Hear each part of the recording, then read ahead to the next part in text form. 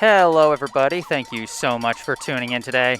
My name is Jesse Mayfield-Sheehan. I am coming to you live from Pelham High School in Pelham, New Hampshire, here to bring you the NHIAA Division III State Semifinals.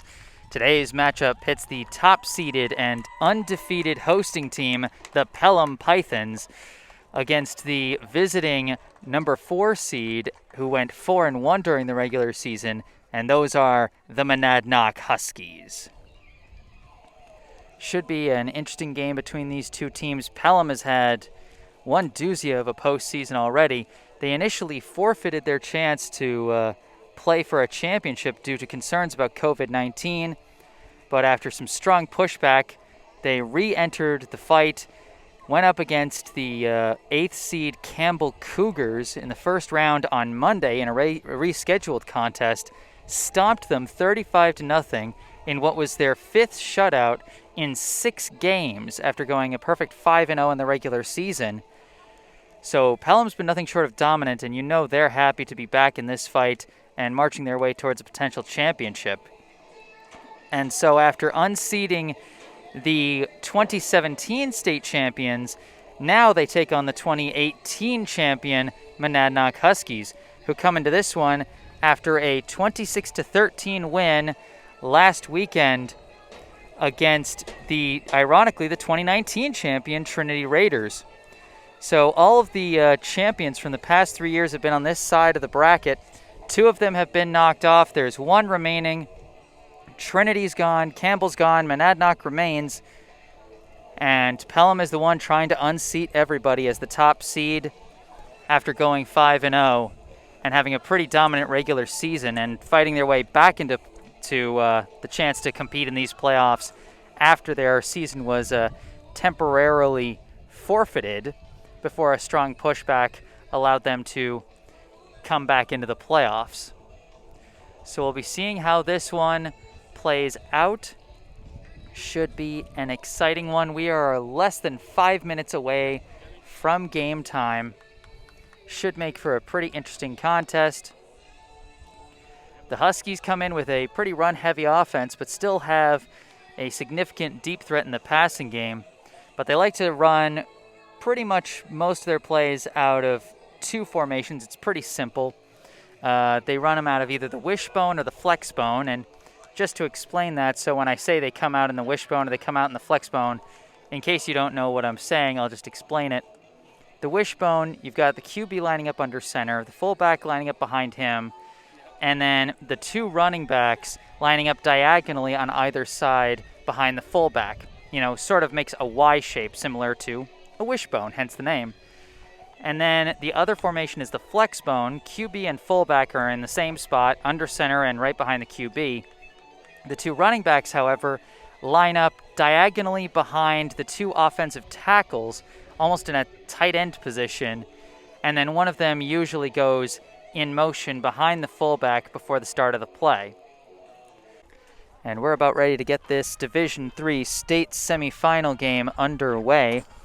Once again, I am Jesse Mayfield-Sheehan, live here at Pelham High School in Pelham, New Hampshire, here at the Harris Family Football Field. And we've got the captains coming out for the opening coin toss for Monadnock. Nate Doyle, Victor Latito, and Dylan Cashman coming out for the toss. For Pelham, they have Jake Hurling and Zach Jones. And it looks like Pelham won the toss. They have elected to defer. And so Monadnock will be receiving the opening kickoff. And Pelham decides to defend from my left side while Monadnock plays from my right. The Pelham Pythons coming out in blue jerseys and white helmets, while Monadnock playing in all white with the green numbers on their jerseys. We're about ready to get this one underway. It'll be Monadnock receiving the opening kickoff from my right to start this one, as Pelham won the toss and deferred to the second half.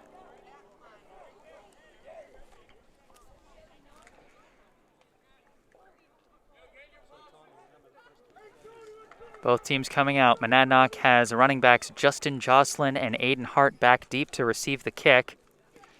Setting up for the kickoff for Pelham appears to be number 87, and that is Zach Jones, one of the co-captains who came out for the coin toss and elected to defer.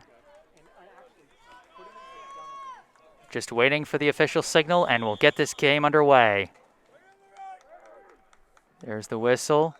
Kicker looks right, looks left, and now he kicks it, and this game is underway. The kick goes back. It's received by Aiden Hart. Back around the 10-yard line. He takes off. He runs into his first tackler and goes down. Aiden Hart on the return for the Huskies.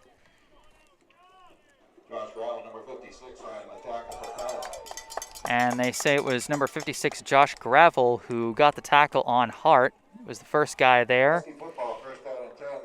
Aiden Hart returns the ball to the Huskies' 22-yard line, and so that's where they will start. 1st and 10. Husky offense coming out. They come out in the wishbone to start this one off. Nate Doyle under center, takes the snap, give to Justin Jocelyn. He runs to his left, finds a bit of a gap and plunges ahead for a pretty nice gain. That might have been 5, 6, even 7 yards. They give him 6.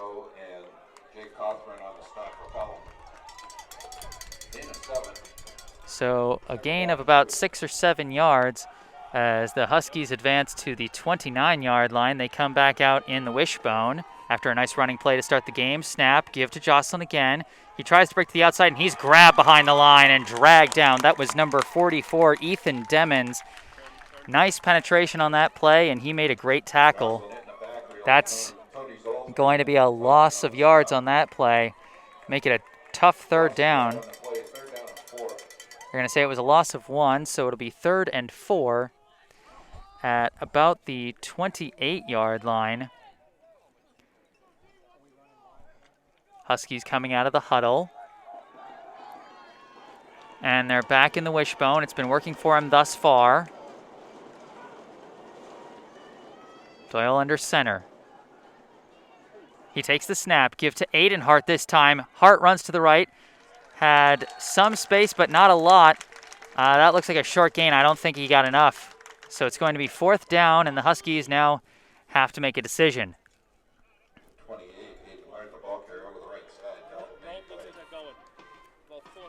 And it looks like it's 4th and about 2 yards to go as Hart gets about a 2-yard gain on that one. 4th down and about 2 or 3, but the Huskies coming out in punt formation. Nate Doyle setting up to punt, and nobody back deep to return for Pelham. And we've got a timeout called by Pelham. They might have been expecting a more aggressive strategy from the Huskies and lined up in a more defensive formation, so they had nobody back to receive the punt.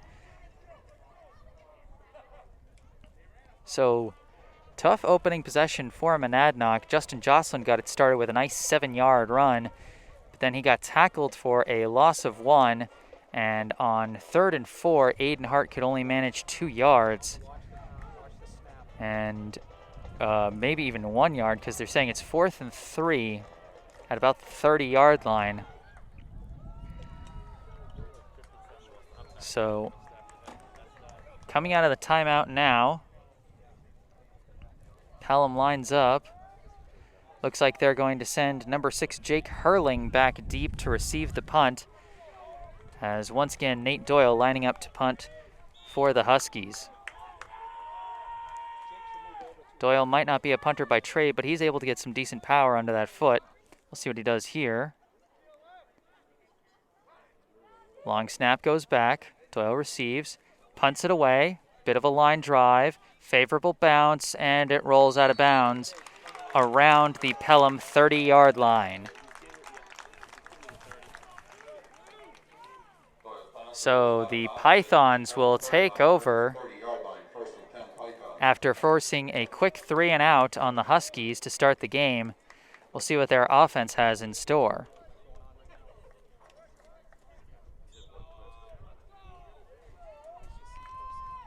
They come out of the huddle. Number 10, quarterback Jake Travis. under center. Got a wing formation going on. Hurling motions out to a wide receiver position. He's got Ethan Demmons behind the quarterback, and he gets the give, and he piles ahead for a nice gain of about 5 yards. Shook off a tackle at the line of scrimmage and managed to churn his legs for a gain of, I'd say, about 5. So Ethan Demmons gets them to their own 35-yard line, and it'll be 2nd and 5 for the Pythons.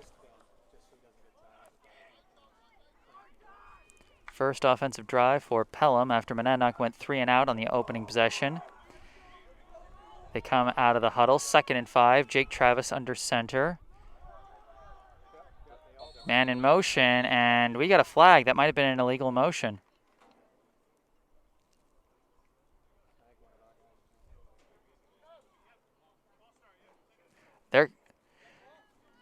They're going to call a false start on Pelham. And so they undo Demmons' 5-yard run with a sloppy penalty, and it'll be 2nd and 10 back at the 30-yard line. They come back out, similar wing formation. And this time Hurling goes out in motion. They give to Demmons, and Demmons gets hit behind the line, tries to shake it off but can't do it. The cavalry came. Great hit behind the line. Who was that was first to the ball? I think it was Justin Jocelyn. It was Justin Jocelyn. I tell you, Jocelyn is not the biggest guy on the field, but he has got such a quick burst. And so if you let him through, if you give him any kind of an opening, whether it be on offense or defense, that kid's taking off. And he does it best on the defensive side. He is great at getting behind the line of scrimmage and taking guys down. 3rd and 11 now for the Pythons.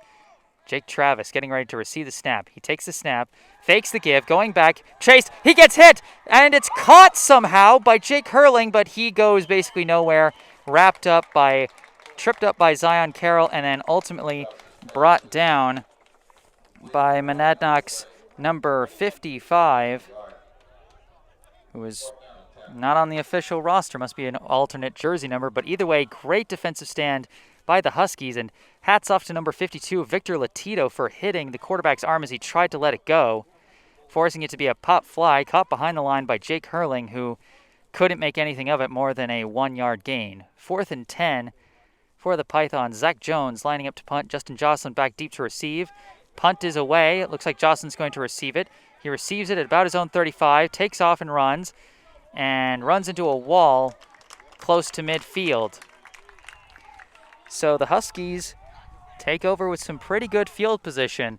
That just shows the ability of the respective punters, as the Huskies started at about their 22, then had Pelham start at about their own 30, and now the Huskies start at about their own 47-yard line. So field position battle so far, advantage Huskies as they come out 1st and 10 at their own 47 in the wishbone.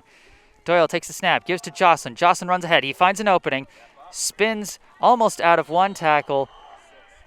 A nice gain of, I think, about 6 yards. He had a gain of about 4 or 5, wherein he got first contact, spun out of it for a second. The defender held on, but not before Jocelyn managed to churn his legs for an extra yard or 2. Like I said, if you give that kid a hole, he'll pick up speed right quick, and he'll be just that much more difficult to take down. 2nd and 4. As they cross midfield over to the opposing 47, they come out in the wishbone. This time the give is to Aiden Hart. He runs into the line of scrimmage and goes nowhere. So that's probably going to be no gain.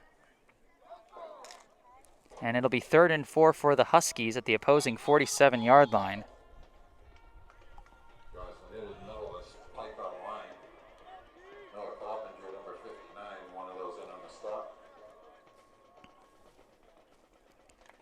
So the Huskies have been in this situation before. 3rd and 4. They failed to convert last time. This time they come out in the flex bone formation.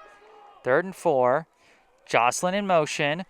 Snap, the give to Jocelyn. He cuts up the middle, tries to plunge ahead. He might be a yard short. Looks like he's going to be a half a yard short, but either way, this is going to be 4th and about inches. Looks like they're going to call a timeout on the field to get a precise ball placement and measurement.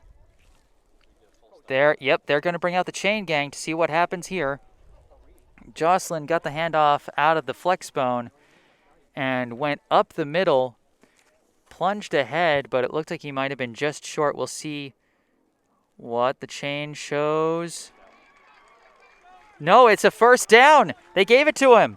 The chain gang shows that Justin Jocelyn crossed the first down marker, and he managed to just barely get it. They're at about the opposing 43-yard line. He got exactly the 4 yards he needed. So the Huskies starting to march now. The first down conversion of the game. The Huskies come out in the flex bone once again, 1st and 10 at the opposing 43. Jocelyn in motion, snap, and Doyle's going to keep it himself and try and pile ahead. Let's see how far the pile can drag him. That looks like a solid gain of about 3 or 4 yards. That's the thing. Jocelyn and Hart might be the primary ball carriers, but every once in a while they pull something sneaky like a quarterback sneak or give to the fullback right up the middle when the opening's there. In this case, Nate Doyle's quarterback keeper gained 3 yards. So they go to about the 40.5-yard line on Pelham's side of the field. Less than 5.5 minutes left in the first quarter of a scoreless game thus far. Huskies come out again in the flex bone. 2nd and 7.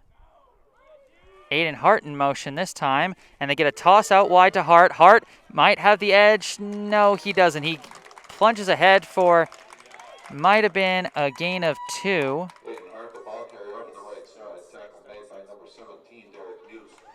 The tackle was made out on the outside by Derek Muse, number 17. They put him down for a gain of about 1, maybe 2. It'll be 3rd and 6 to go. The Huskies had a big 3rd down conversion on the last set of downs on a plunge up the middle by Jocelyn. We'll see what they have. A bit of a longer distance to go this time. They come out in the flex bone.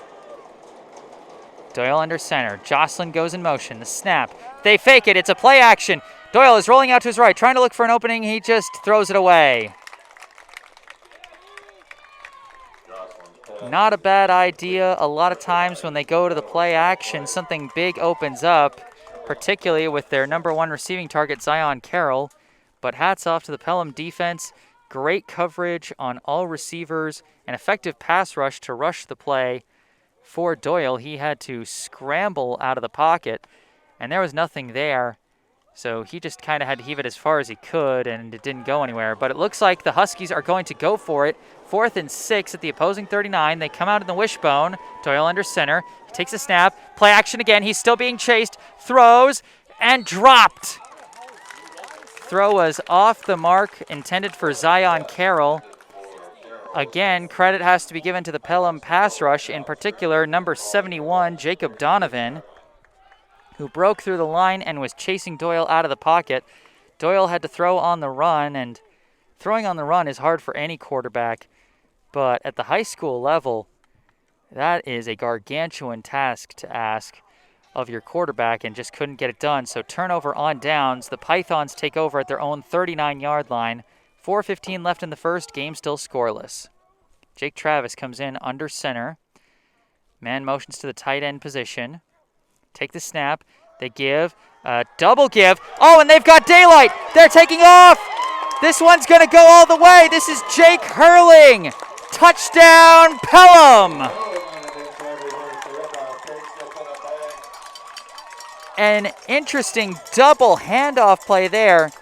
Let me sum up what happened. Jake Travis took the snap, gave a handoff in front of him to number 23, Mason Fecto, and then Fecto, actually, Travis gave the give behind him to Fecto. Fecto then handed it to Hurling, who was coming across in front of him. So they switched directions, caught the defense off guard, had a nice hole to run through, and after that, there was nobody in front of Hurling, and he just took off all the way for a huge 61-yard touchdown run to put Pelham on the board. The Pythons going for 2 now with a 6-0 lead. Man in motion. Travis takes the snap. He gives. I think this is Fecto again. No, it's Hurling again, and he goes in for the two-point conversion, rather. So Jake Hurling finishes his own scoring play on a reversal play, basically out of motion. They gave the end-around handoff, and Huskies couldn't keep up with that one. So the top-seeded Pythons will be the first on the board. 4:02 left in the first quarter, and the score is Pelham 8, Monadnock 0.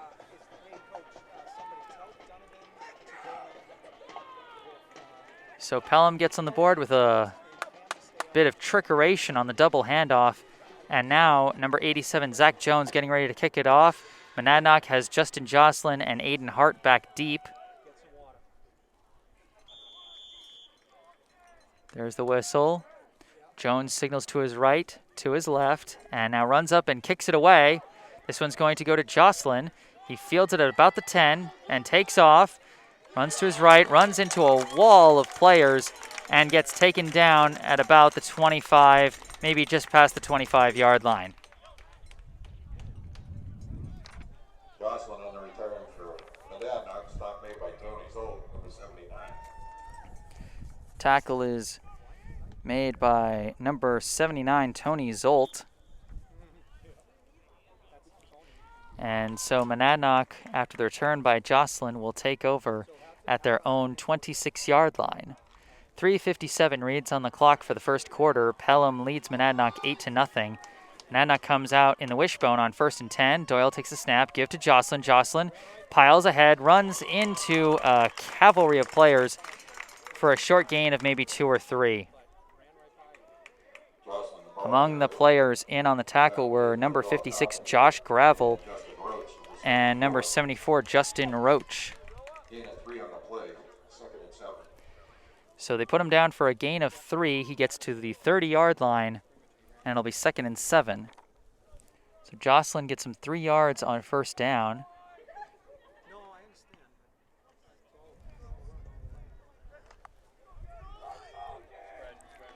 And so the Huskies come out in the flex bone now.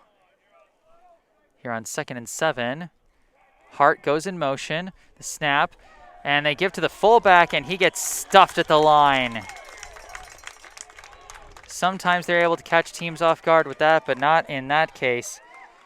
The fullback, number 2, Ethan Jarvis, got the give, but had nowhere to go. And once again, it was number 74, Justin Roach. As Jarvis gets stopped for no gain, it'll be 3rd and 7, still at the 30-yard line for the Huskies. They come out in the flex once again. Hart in motion again, takes a snap, and I kind of lost where the ball was. It was given to Jocelyn in the end. They went for kind of a counter play, but well responded to by the Pelham defense. They upped them for a gain of maybe 1 or 2 yards. They put it down for a gain of 1. My hat's off to the Pythons defense. I got faked out on that play, but they sure didn't. They came up with a big 3rd down stop, and they forced the Huskies to punt. 4th and 6 at their own 31-yard line. Nate Doyle set to punt. Jake Hurling back deep to return the punt for Pelham.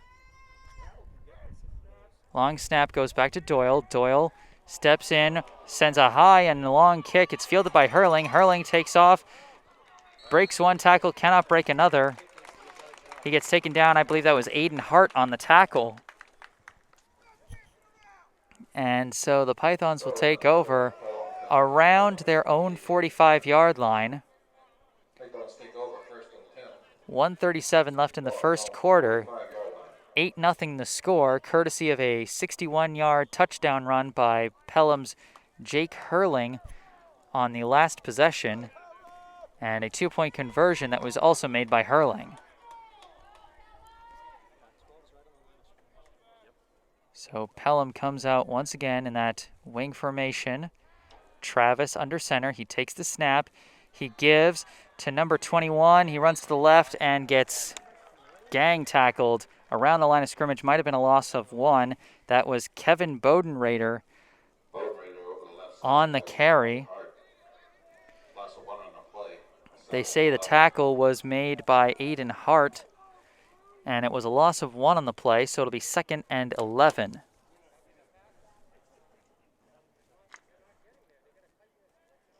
Pelham comes back out, 2nd and 11.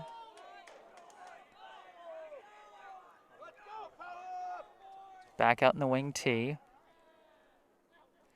Travis takes a snap, gives to Hurling, who then gives to Bodenrader. They tried the double handoff again, but this time Monadnock was ready for it, and they tackle him. Might have been another loss of 1. This time the give was from Travis to Hurling to Bodenrader. And the tackle was made by Dylan Cashman. And it's another loss of 1, so Pelham has gone backwards on their past 2 plays. And they now face a tough 3rd and 12 situation. 25 seconds and counting left in the first quarter. This will probably be the last play of the quarter. Pelham comes back out in the wing T. Sends Hurling out to a wide receiver kind of position, almost a tight end position. And they take the snap, drop back on a play action. If the throw goes out to Demmons, Demmons gets dragged down by Justin Jocelyn. Credit again to number 52, Victor Latito, who broke through the line immediately and put pressure on the quarterback, Jacob Travis, who had to just dump it off to Ethan Demmons. And then Justin Jocelyn. I talked before about how he's a little undersized, but so strong for his size.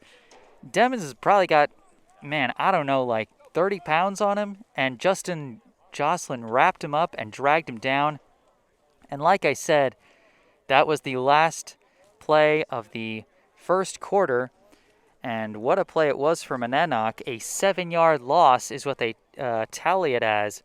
4th and 19 or 4th and 20 to go from the 37-yard line for Pelham. So we'll likely see the punt unit for the Pythons coming out to start the second quarter. But at the end of 1, the score is the Pelham Pythons 8, the Monadnock Huskies 0. Lone score of the game came from Jake Hurling on a 61-yard touchdown run on a double handoff play featuring quarterback Jake Travis and running back Mason Fecto. Then, of course, Hurling converted on the 2-point conversion on an end-around handoff. That's been the only score so far in this Division III state semifinal between the number 1 and number 4 seeds. And now that the two teams have switched sides, Pelham is coming out 4th and 19. Monadnock's got Justin Jocelyn back deep for the punt return. Zach Jones getting ready to punt for Pelham.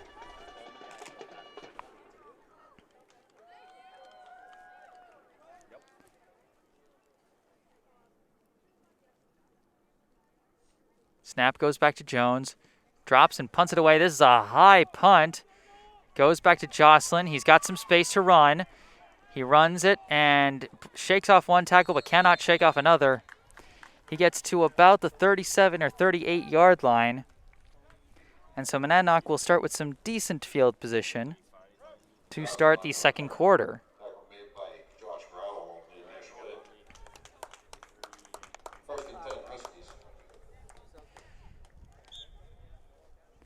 And so the Huskies will take over 1st and 10 at the 37-yard line. Their past two drives, one went for a 3-and-out, one went for a first down, and then a turnover on downs. The Huskies open in the flex bone. They give to, I believe, Aiden Hart off the motion. And he plows ahead for a gain of about 2 or 3 yards.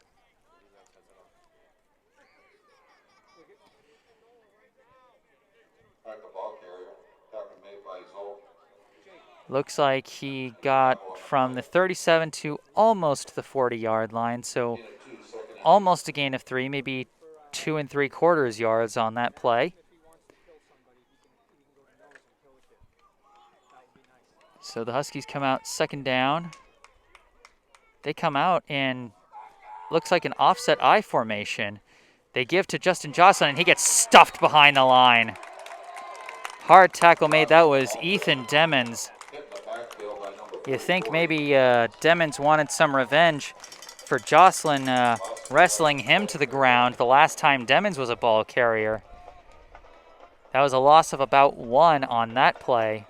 So it'll be 3rd and 9 at the 38-yard line for Monadnock. They now come out back in their wishbone for the 3rd and long play, the snap, and they give to Aiden Hart. He actually breaks through to the second level and gets a run ahead for maybe 4 or 5 yards.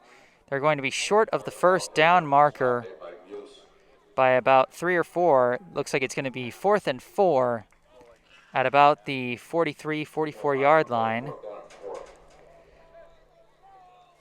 So again, Monadnock got to make a decision. They are close to midfield. They are trailing, and it looks like they're going to play it safe and line up in punt formation. Nate Doyle getting set to punt. Pelham sends Jake Hurling back deep to receive.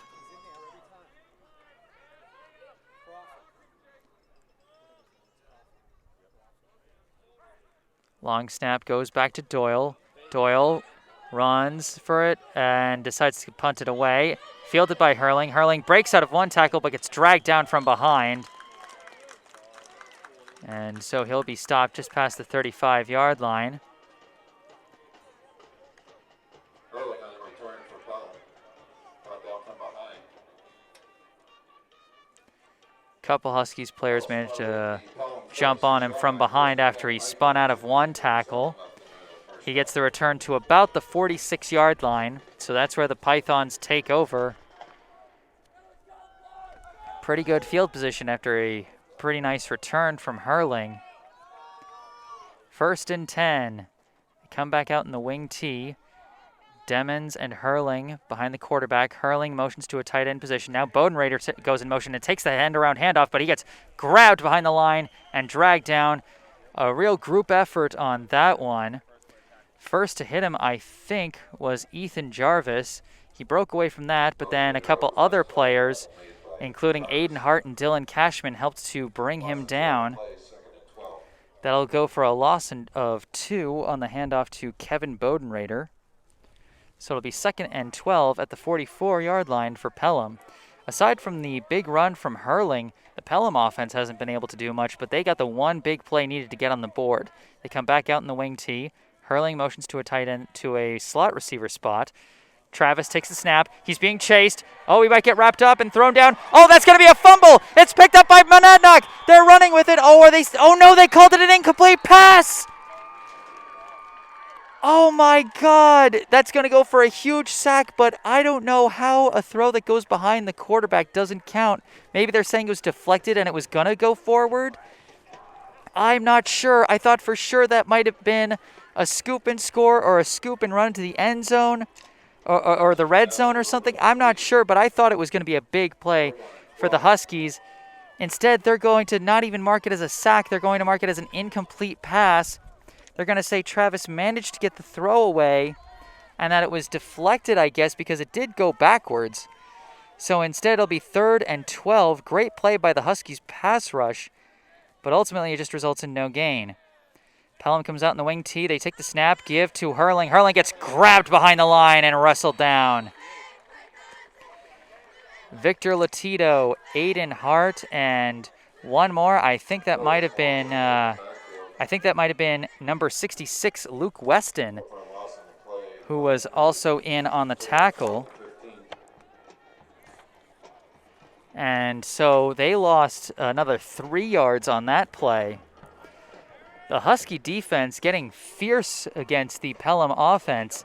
They've done nothing but go backwards since their touchdown run. And so Zach Jones lines up to punt with Justin Jocelyn back deep. Snap to Jones. He punts it away. Line drive. Goes right into the hands of Jocelyn. He fields it just past the 30. Runs to his left. Breaks out of one tackle and keeps going. And now he hits a wall and punches ahead for about as far as he could. And my mistake, he was just past the 20 when he received the punt. He's now just past the 30. And we've got a flag thrown late after the play was over. We'll see what the flag call is.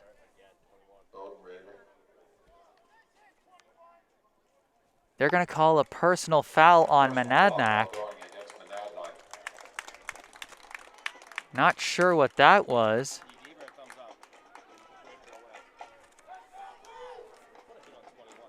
Maybe some helmet-to-helmet contact. Maybe Jocelyn led with his helmet. Maybe another player who was trying to block led with their helmet.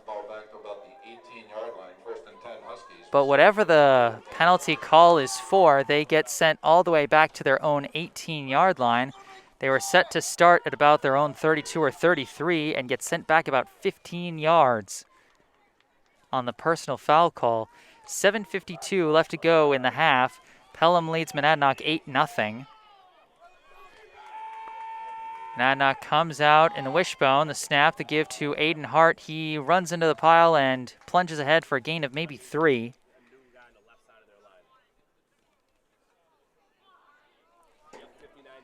And they're going to call it a gain of 2 as Hart gets them to the 20-yard line.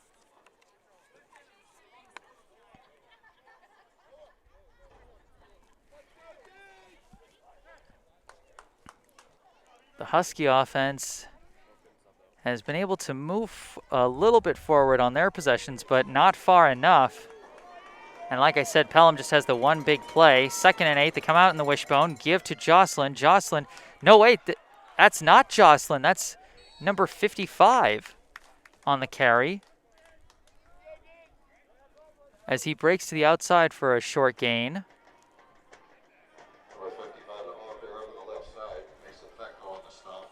And PA announcer's not sure. I'm not sure who that is because number 55 is not on the Huskies roster that we were given. So whoever that was, a nice 4-yard run as they bounce to the outside. 3rd and 4 at the 24-yard line. Huskies come out in the wishbone. I believe Jocelyn's back on the field. Snap, give to Jocelyn, and he hits the pile and goes nowhere. So another big 3rd down stop by the Pythons defense, as Jocelyn had no holes to run through on that one. They put him down for a gain of about 1. So it'll be 4th down, 3 yards to go, 6 minutes and counting left in the half. And the Huskies are lining up to punt.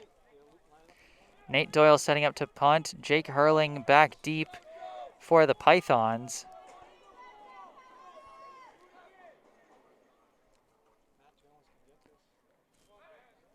Long snap goes back to Doyle. He punts it away. It skips past and gets a favorable bounce. Still going and gets just past the 40-yard line on Pelham's side before rolling out of bounds. Going to be about Pelham's own 39-yard line. Goes out of bounds at the Python 39-yard line. 1st and 10 Pythons with 5:31. So a nice, close to a 40-yard punt, I think, for Nate Doyle.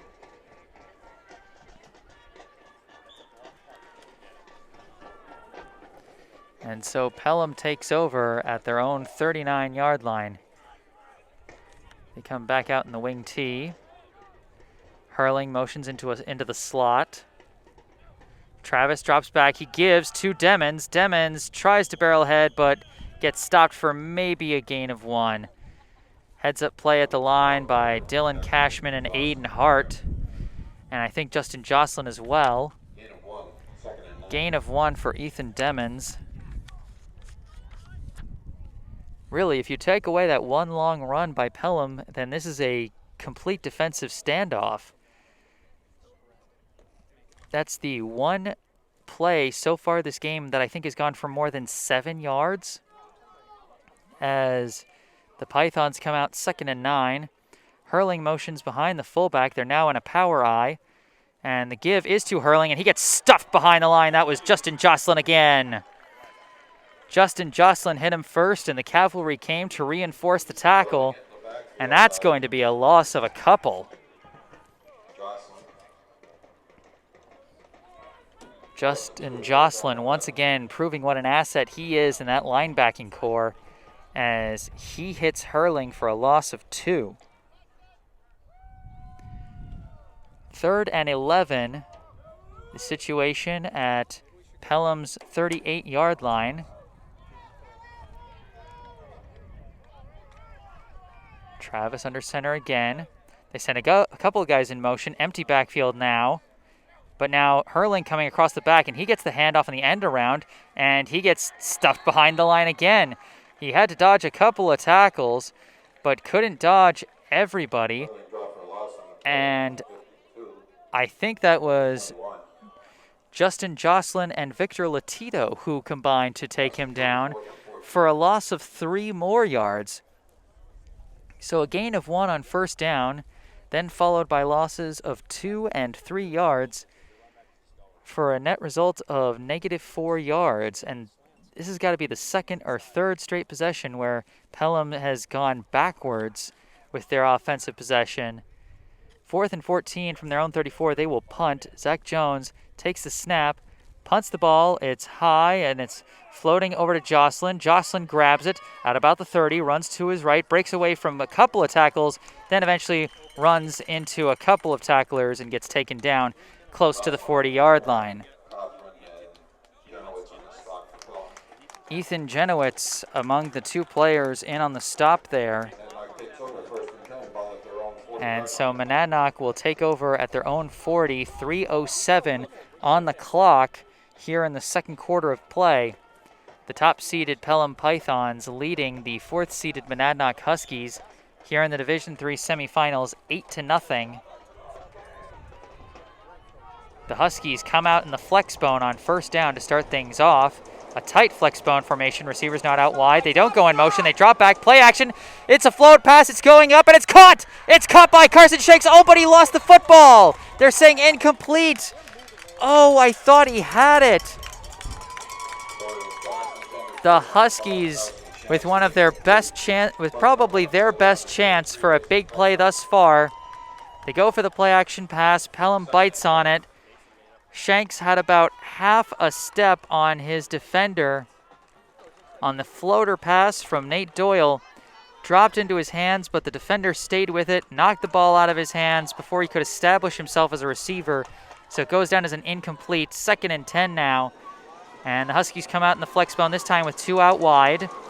Hart goes in motion. They give to Hart. He runs right into the line and goes about nowhere. Maybe a gain of half a yard.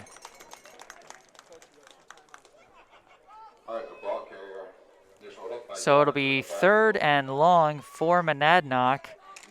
2:45 and counting left in the half.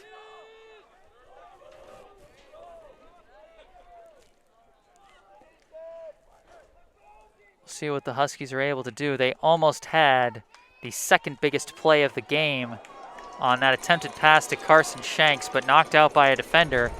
They come back out in the flex bone once again. 2 receivers out wide. Jocelyn goes in motion.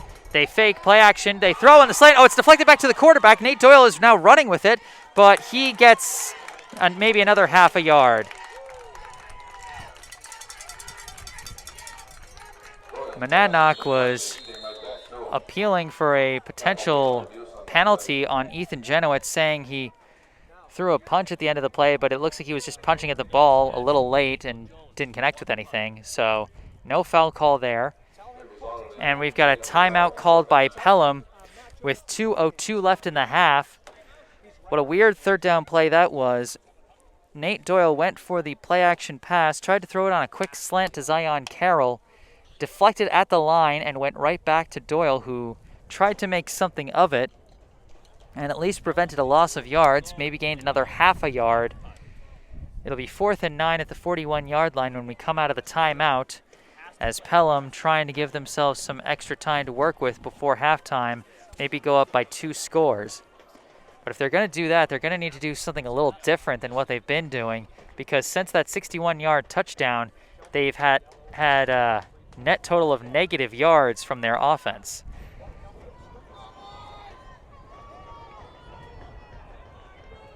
So Nate Doyle coming in punt formation. Jake Hurling back deep to receive for the Pythons.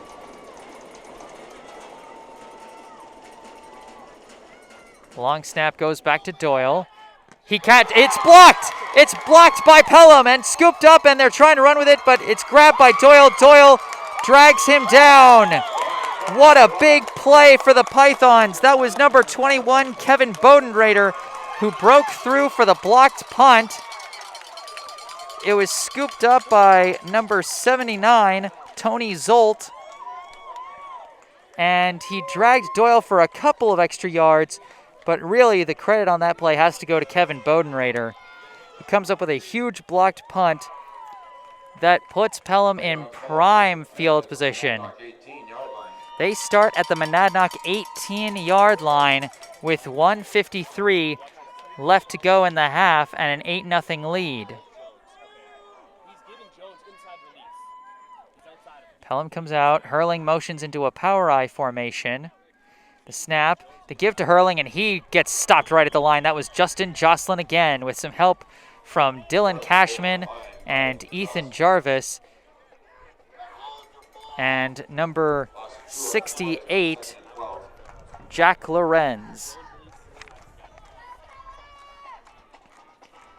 So Justin Jocelyn the first to the ball, and then a little help from his friends to help take down Jake Hurling for another loss of 2 yards. 2nd and 12 on the play. Again, you take out that long touchdown run, and the Pelham offense has a negative total yardage for this game. Huskies have been impressive outside of that one play, as we have a timeout now called by Monadnock. 1 minute and 13 seconds left in the second quarter of play.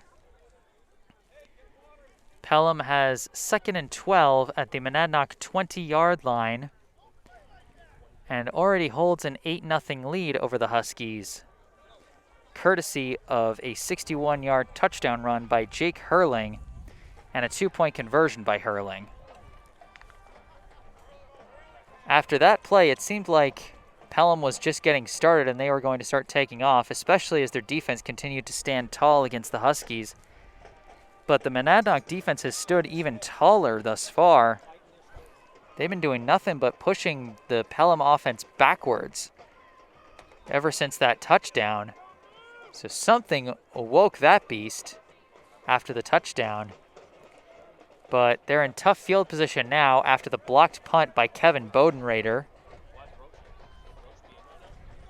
And after the timeout, the two teams come back out, 2nd and 12. And they're in shotgun. It's a direct snap to Hurling. He fakes the give, tries to run around, and he gets grabbed by the ankles, and he's going nowhere. Heads up grab by Aiden Hart. He wrapped up Hurling around the ankles, and then the cavalry came to make sure he went down. That's going to be another loss on the play. How about this Monadnock front seven?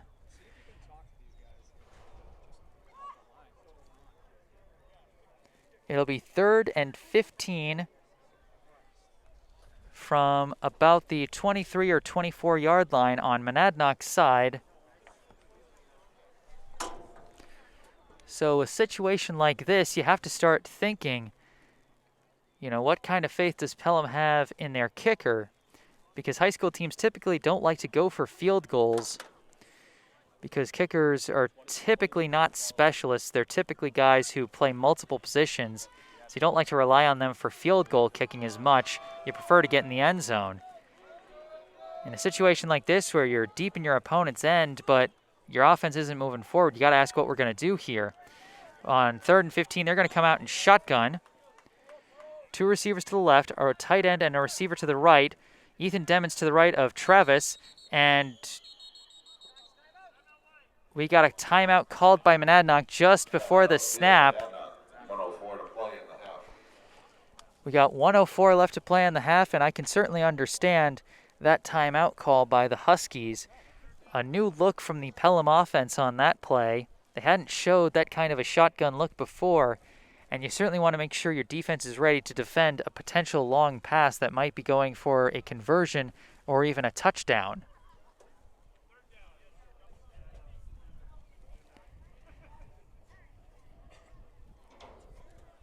It'll be interesting to see what Pelham can do with the passing attack.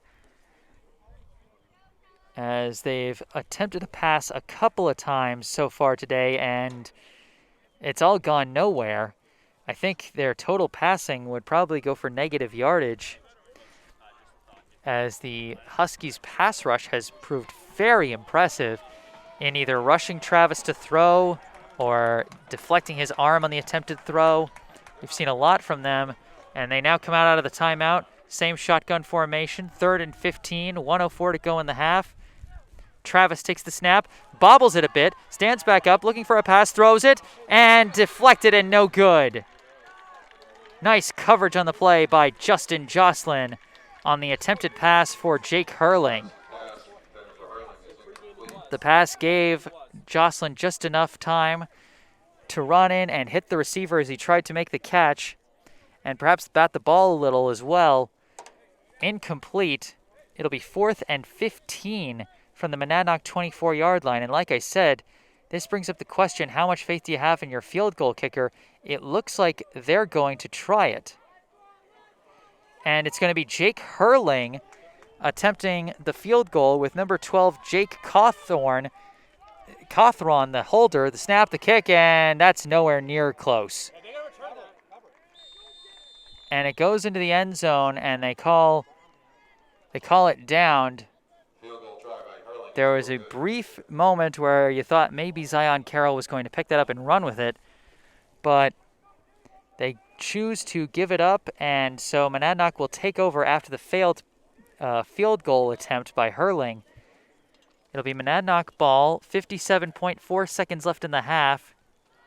Ball on their own 20-yard line as the field goal try went into the end zone for a touchback, I guess.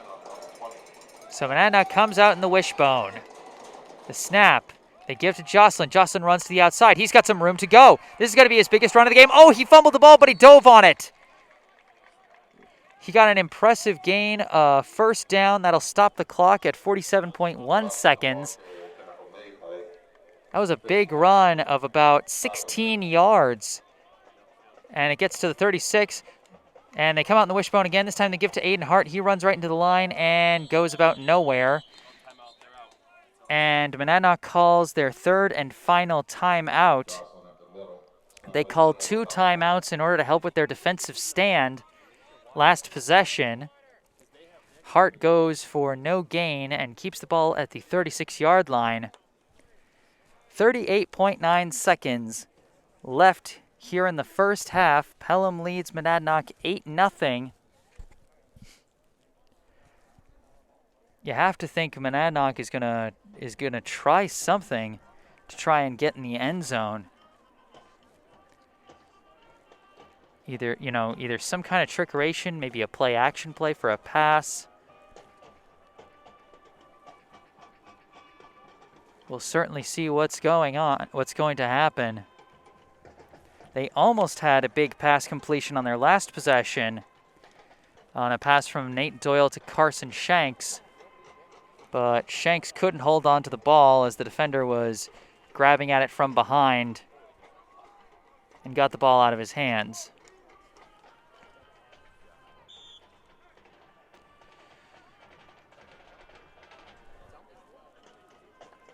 So as we come out of the timeout, Monadnock facing 2nd and 10 at their own 36-yard line. They are coming out in shotgun.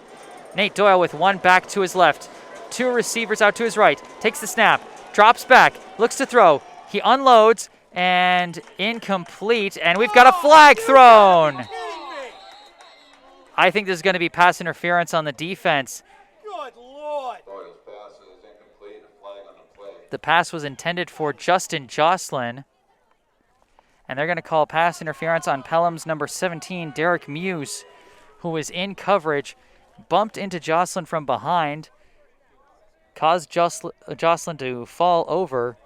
The Pelham crowd certainly not happy about that.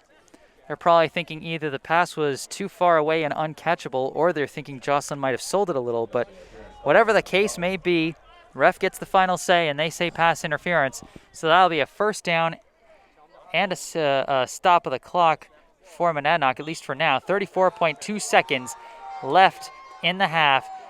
Monadnock comes back out in shotgun. Doyle takes the snap, drops back to throw. He throws it out wide, and it bounces in front of Zion Carroll.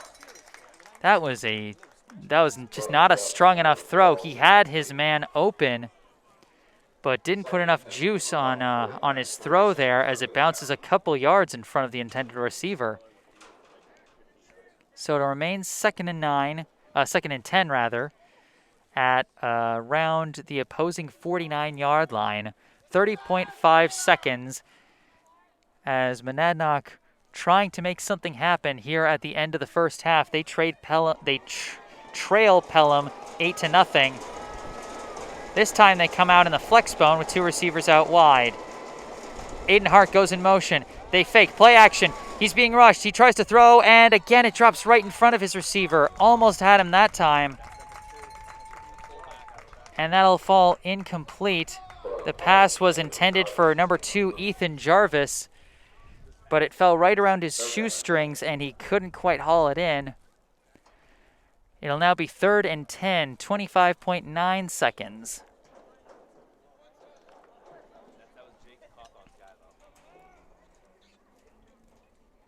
So Monadnock's got one, maybe two chances left to take a shot at something. 3rd and 10, they come out in the flex bone again. They take the snap without motion. Doyle drops back, throws over the head of Justin Jocelyn and off his fingertips. That'll be incomplete. He had Justin Jocelyn wide open over the middle. And unfortunately, I've talked about Jocelyn's size before, not the tallest kid, and that throw was out of his reach. That's a tough break because if Jocelyn catches that, that could go for a touchdown easily. He had so much room in front of him. It'll be 4th and 10, 21.1 seconds left. We'll see what Monadnock decides to do. Do they have faith in their offense to go for one more try? Do they have faith in their defense to stand tall if things don't work out? What are they going to do here? They are going to go for it. They come out in the flex bone, 4th and 10. Aiden Hart in motion. Play action, drops back, throws, broken up. That'll be a turnover on downs. The pass attempted for Carson Shanks, broken up by Pelham's number 12, Jake Cawthron. And so Pelham will take over after four incomplete passes in a row by the Huskies. Pelham takes over at their own 49-yard line with 16.1 seconds left in the half.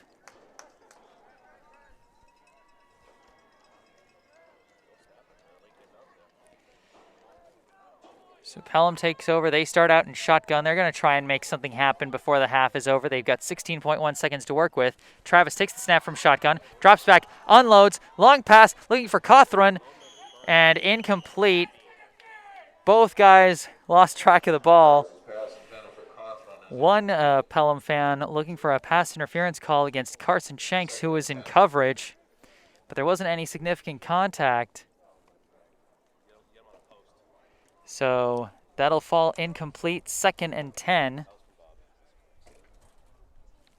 10.8 seconds left here in the half. Pelham trying to add to its 8-0 lead before we go into the break. Travis comes out in shotgun again. Takes the snap, drops back, looking to throw. He throws deep to the same spot, going for the same guy, and it's incomplete. Once again, Carson Shanks in coverage. Both guys were looking up at the ball. And so that'll fall for a second incompletion, 3rd and 10, 4.5 seconds left, and this is probably going to be our last play of the half. Pelham will probably take one last shot.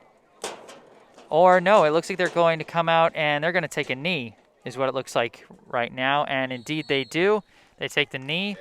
The last few seconds of the half will tick away, and that's going to take us to halftime. After 2 quarters of play here at this Division III state semifinal, the current score, The top-seeded hosting Pelham Pythons 8. The visiting 4th-seeded Monadnock Huskies 0. I am Jesse Mayfield-Sheehan live at Pelham High School. I'll be back after a mute break. And if you enjoy my broadcasts, if you want to support me financially, you can head over to paypal.me/JGMS88 and donate however you want. You want to help with gas costs to drive my way up here or whatever, really. I'm always happy to receive financial support. I'm going to keep doing this no matter what because I do love covering these football games. But if you're feeling generous, head on over at, once again, paypal.me/JGMS88. You can find the link on my Mixlr page as well. But for right now, the halftime score, Pelham 8, Monadnock 0. I am Jesse Mayfield-Sheehan, and I'll be back after a mute break. Stay tuned. Hello and welcome back. Live from Harris Family Football Field in Pelham, New Hampshire, I am Jesse Mayfield-Sheehan, here to bring you the second half of this Division III football state semifinal between the hosting top seed Pelham Pythons and the visiting 4-seed Monadnock Huskies. After 2 quarters of play, the score currently stands at 8-0 in favor of Pelham, the lone score coming on a 61-yard touchdown run by Jake Hurling on a double handoff play that finished with a 2-point conversion by Hurling to make it 8-0. That play happened pretty early in the game. I think it was actually Pelham's first or second possession. Yeah, I think it was Pelham's second possession, excuse me. On Pelham's second possession, they go for that long touchdown run, but since then, their offense has mostly been moving backwards as the Monadnock offense has stood tall. The biggest highlight for them, after Pelham came up with a big blocked punt by Kevin Bodenrader to set them up on the Monadnock 18-yard line. So they started the possession in the red zone and got pushed back about 5 or 6 yards over the course of that possession. Pelham attempted a field goal, and it was nowhere close to making it, so they wound up with no points on that one.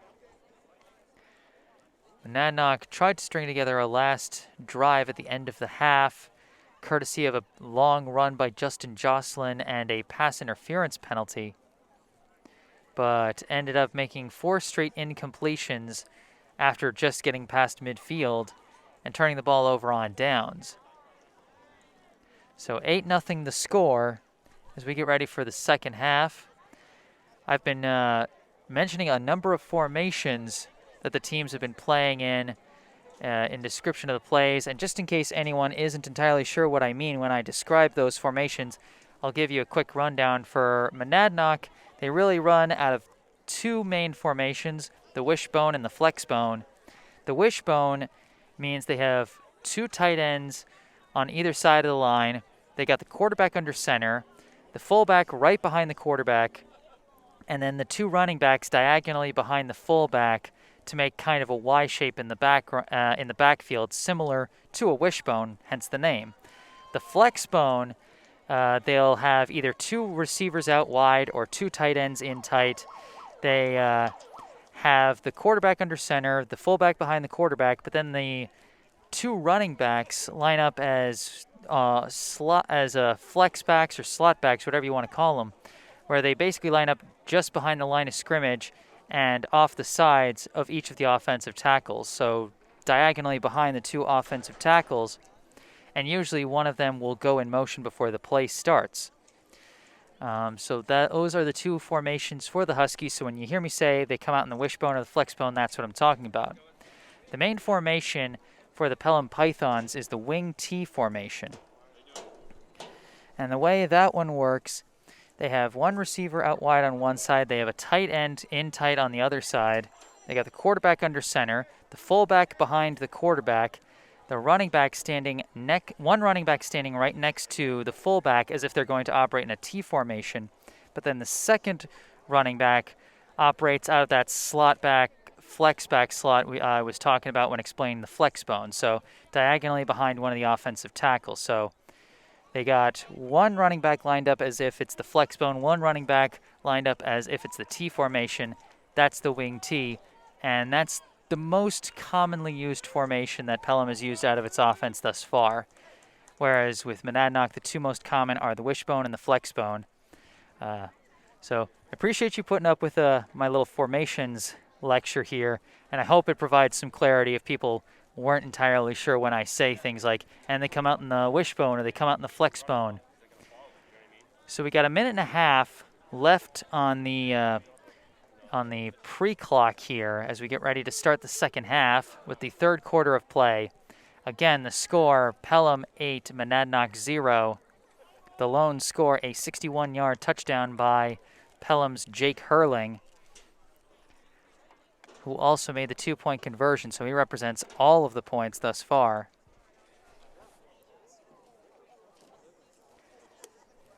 And it'll be Pelham receiving the opening kickoff of the second half, as they had elected to defer after winning the opening coin toss. So the Pythons in blue will be playing from my right here in the third quarter. The Huskies in white playing from my left. Pelham back to receive their first kickoff of this game thus far, as Monadnock has not gotten on the scoreboard just yet. Jake Hurling back deep to receive. Nate Doyle will be doing the kickoff duties for Monadnock.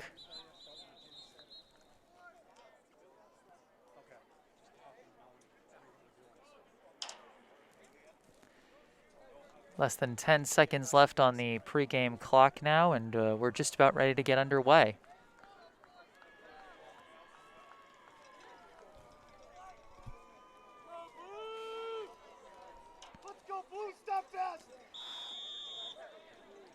So the whistle's blown. The Huskies come out of their kickoff huddle. You have to wonder if maybe they'll try something tricky like an onside or a squib kick. You know, try something a little different, see what they can pull off. Here comes the kick. And they kick a line drive, bouncing. Did it go out of bounds? Yep, they're going to say it went out of bounds, so not sure what the plan was for the Huskies there. So the kick goes out of bounds at around the 31. And I think Pelham's just going to take it at the 31, is what it looks like.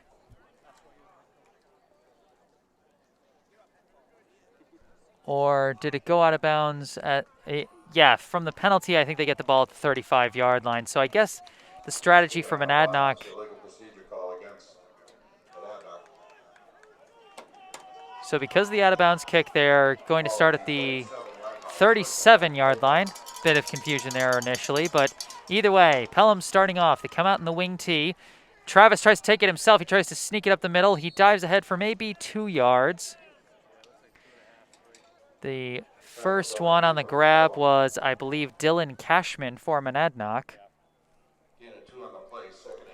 They give him 2 yards, and it'll be 2nd and 8 from about the 40-yard line.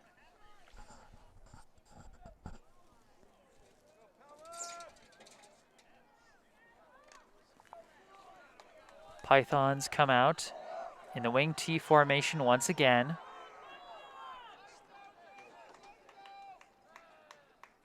Travis takes the snap. He gives to Demons, the fullback, and he runs into the line and goes nowhere. Great work on the line by the Huskies linemen and linebackers. As they stop him for no gain, it'll be 3rd down, 8 yards to go.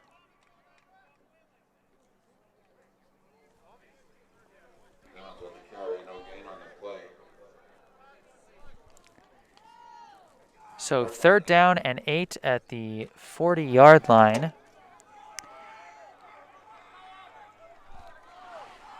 Pythons come out in the wing T once again. Hurling motions into more of a power I formation. Travis drops back, looking to pass. He throws the pass. It's caught and taken down short of the 1st down marker, but a nice gain by number 12, Jake Cothran, who caught the pass. He was tackled by number 5, Carson Shanks. They're going to say he was just short. And it'll be 4th and 1, and the Pythons are going to go for it. They take it. They go for the quarterback sneak. This one's going to be close. Where does the pile end up? This is going to come down to ref ball placement here. They decided to go for a QB sneak with Jake Travis after the 7-yard completion to Jake Cothran.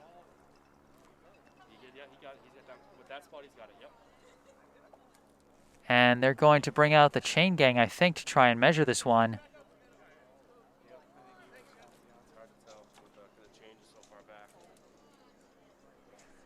This one's going to be close.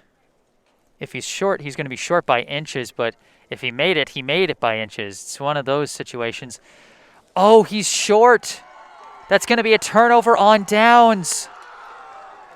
Oh, what a huge play.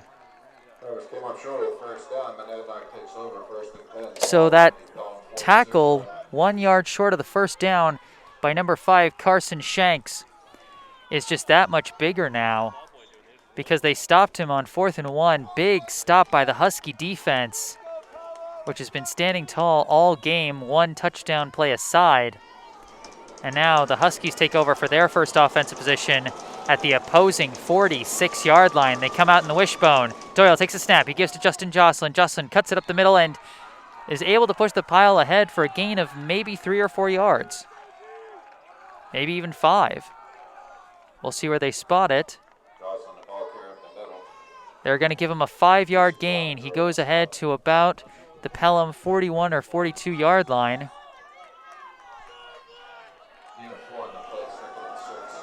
So it'll be 2nd and about 5 or 6 yards to go.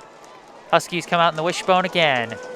Snap, the give to Jocelyn. Jocelyn cuts it up the middle again and advances for another solid gain of maybe 3 or 4 yards.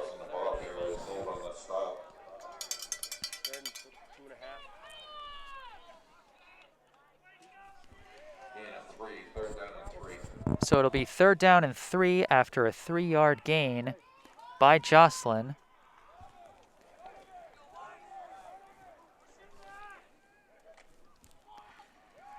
Ball at the Pelham 38-yard line. Huskies come out in the wishbone once again. Doyle takes the snap, gives to Aiden Hart this time. Hart piles ahead. He's trying to push things ahead. That one's going to be close to a 1st down.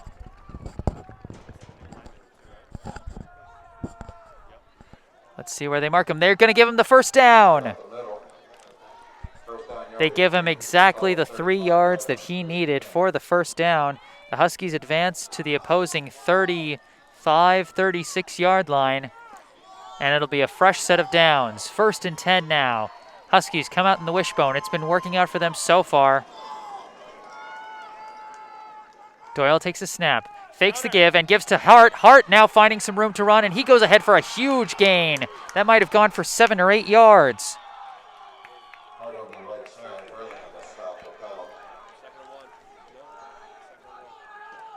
And it looks like that's a gain of about 8 yards, so it'll be 2nd and 2 yards to go as he advanced to about the Pelham 27 or 28-yard line. Great fake out there. And Hart delivered on the misdirection. 2nd and 2. They come out in the wishbone. They give it straight to Hart this time. He shakes off one tackle, trying to push the pile that might have gone for 1 yard. Might have even gone for no gain.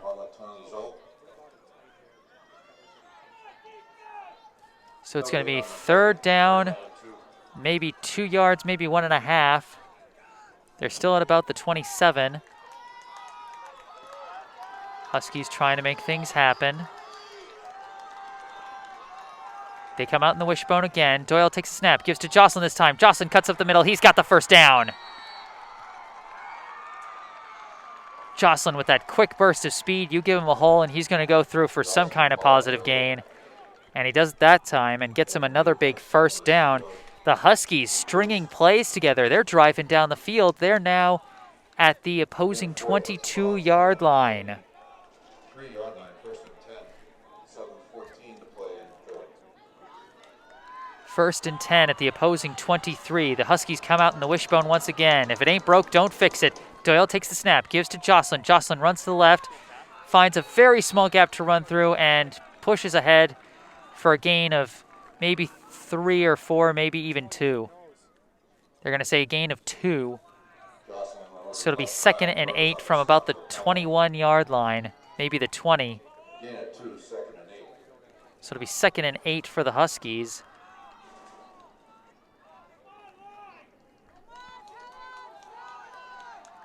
Second and 8. The Huskies come back out in the wishbone once again. Snap to Doyle. Fakes it. He's running out with it himself. It's a rollout by the quarterback, Nate Doyle, and he cuts ahead for a nice gain, I think. It's going to depend on where they say he went out of bounds. But that's going to be a solid gain for the Huskies once again. Oh, they're going to say he got the first down. Yes, they gave him, he got a huge gain. It was over on the far side, so I guess I didn't see just how far he had cut ahead. He gained the edge and got a big gain. We've got 1st and goal for the Huskies at the 10-yard line. And now we've got a timeout called by Pelham as the Huskies are marching down the field. This is a one-score game. 8-0 is the current score in favor of Pelham. And the Monadnock Huskies are charging down the field. A huge defensive stop on 4th and 1 got them the ball at Pelham's 46-yard line. And they've been letting their running game work ever since then. A running game that had had a few nice plays in the first half, but nothing sustained. And now it seems like that they're putting plays together. They're converting first downs, setting themselves up with 3rd and shorts. And it's been big. The Pelham crowd getting hyped up for a potential defensive stand that they're certainly hoping for. Well, I imagine any Monadnock fans listening to this broadcast are getting hyped as their Huskies are trying to come back and put themselves in a position for a potential upset win here in the Division III state semifinals. We come out of the timeout called by Pelham. Monadnock 1st and goal. They come out in the wishbone. Take the snap. Give to Jocelyn. Jocelyn barrels ahead. He's pushing the pile and gets a nice gain of maybe 4 or 5. 2nd and goal. The Huskies are... Oh, they're going to say he only gained 1 on that play. These balls on the far side, I just can't seem to measure how far anyone's going. So it'll be 2nd and goal from the 9-yard line. After a 1-yard gain by Jocelyn, they come out in the wishbone again. They give to Jocelyn. He tries to run to the outside, slips and falls. That's going to be no gain, maybe a loss of 1.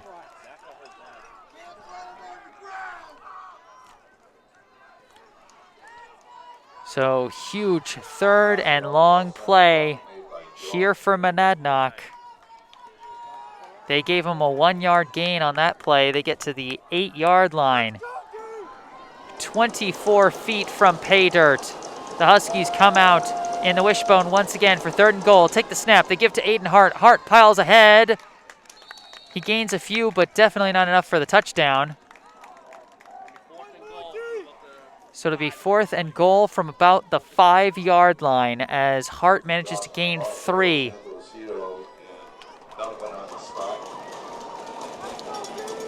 This is a huge play here for the Huskies. 4th and goal. They trail by 8 points.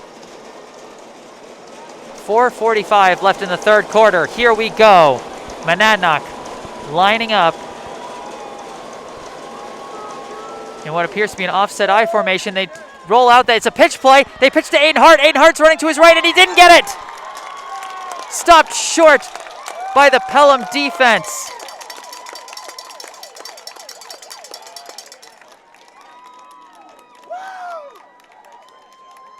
Looks like we've got a player down on the play. On the option around the right side, tackle was made by Hurling. Oh, that's Jake Hurling, and he's the one who made the tackle. Jake Hurling with the defensive heroics down deep in the red zone, almost near the goal line. But he's hurt and he's down. They're checking on his leg. Jake Hurling has been the hero of the game thus far for the Pythons. He had the big 61-yard touchdown run, ran in the 2-point conversion, and now coming up with perhaps the tackle of the game. We'll see how the rest of this one plays out, but certainly a lead-saving tackle there by Jake Hurling, so we certainly hope he's okay. I mean, you don't want anyone to get hurt in these games. It's just a fact of reality, but nobody wants it. As they give him the look over, he's still down on the ground. Might just be cramps in the leg. It has been an abnormally warm day today for November. Things starting to cool down as the sun sets. But even the sun's been out for an abnormally late time.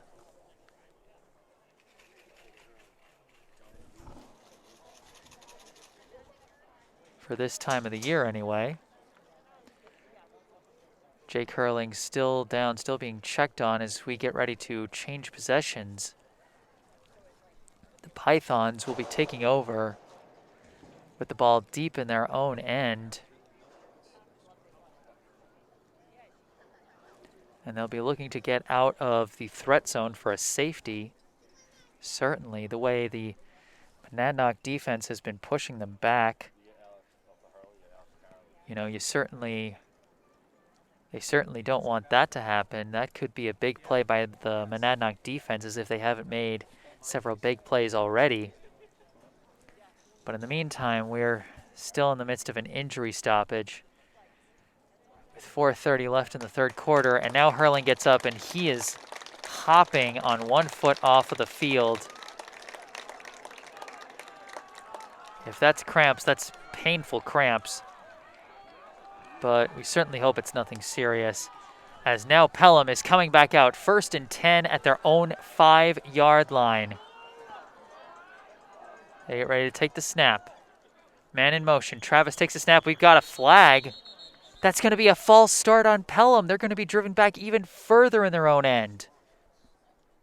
That's probably, considering they're at the 5-yard line, that's got to be half the distance to the goal. Half the distance moves it down to about the 1.5 yard line. So it moves them. Still first down. I'm not sure if they were starting on their own 3 or 4, and the scoreboard just said the 5, because now they're at about the 2-yard line on their end of the field. They come out in the wing T. Travis under center. Man goes in motion. Take the snap. They give to Ethan Demmons. Demmons trying to push the pile ahead, trying to get his team out of the threat zone. He doesn't get far. Maybe got a yard on that one. Demmons, the ball carrier, pushing the pack a little bit for about 2 yards. He gets about a 2-yard gain, and that shouldn't be. Oh, they're saying it's 2nd and 9, because I guess they only lost like a yard, maybe a yard and a half on the false start, because half the distance to the goal. So now it's 2nd and 9 on the 4-yard line. So they were starting at about the 3.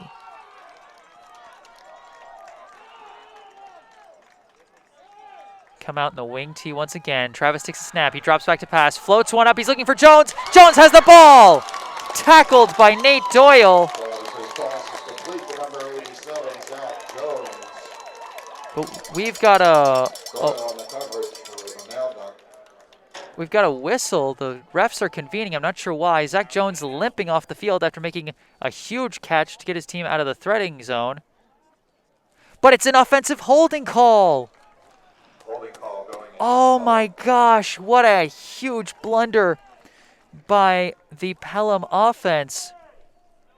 They had the completion to get out of the danger zone for a potential safety, and instead they're going to end up going back half the distance to the goal once again.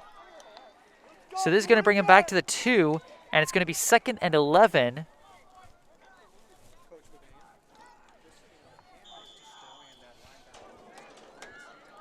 That was a great play from Travis to Jones, from Jake Travis to Zach Jones, but it does not count due to the offensive holding call. So now, 2nd and 11 at the 2-yard line. They come out, they take the snap, they give to a running back. He gets wrapped up and pushed back. Oh, is that going to be back in the end zone? We got to wait for the official call. The Monadnock bench is celebrating after the tackle. One official is calling safety. It was tackled in the end zone.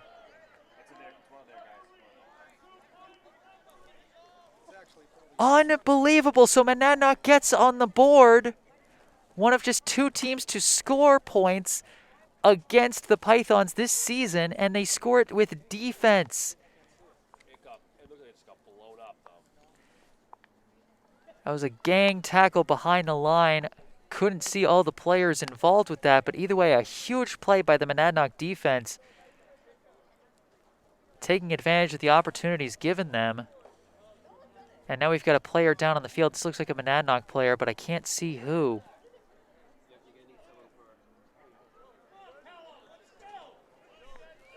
Eight to 2 now the score after the big safety play by the Monadnock defense.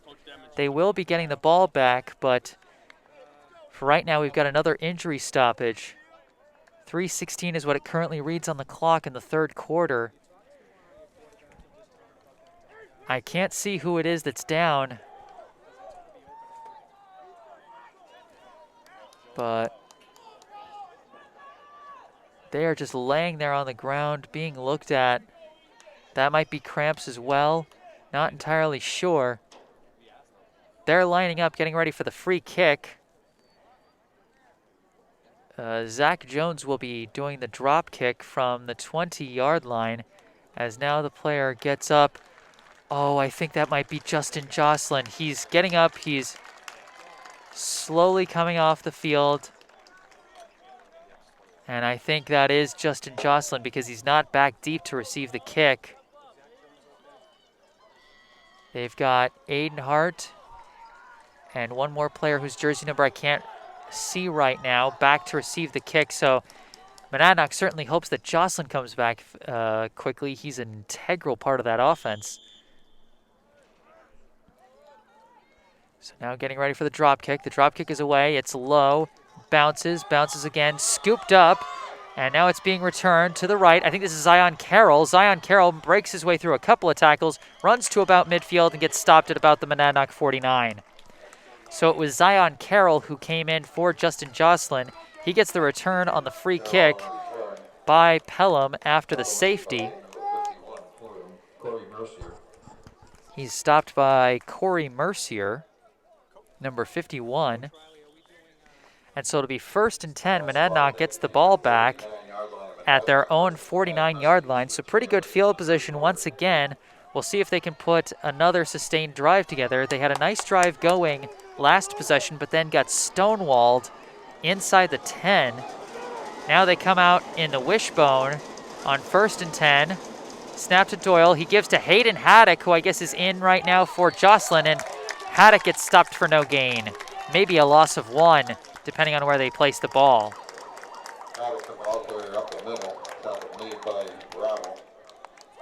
They're going to say the tackle was made by number 56, Josh Gravel. 2:45 and counting left in the third quarter. It is 2nd and 11 at the 48-yard line. Jocelyn's still out of the game. They got to have Hayden Haddock in as a sub. They come out in the wishbone, 2nd and 11. Doyle takes a snap, gives to Aiden Hart this time. Hart runs right into the line and goes nowhere. That might have been no gain or perhaps another loss of 1.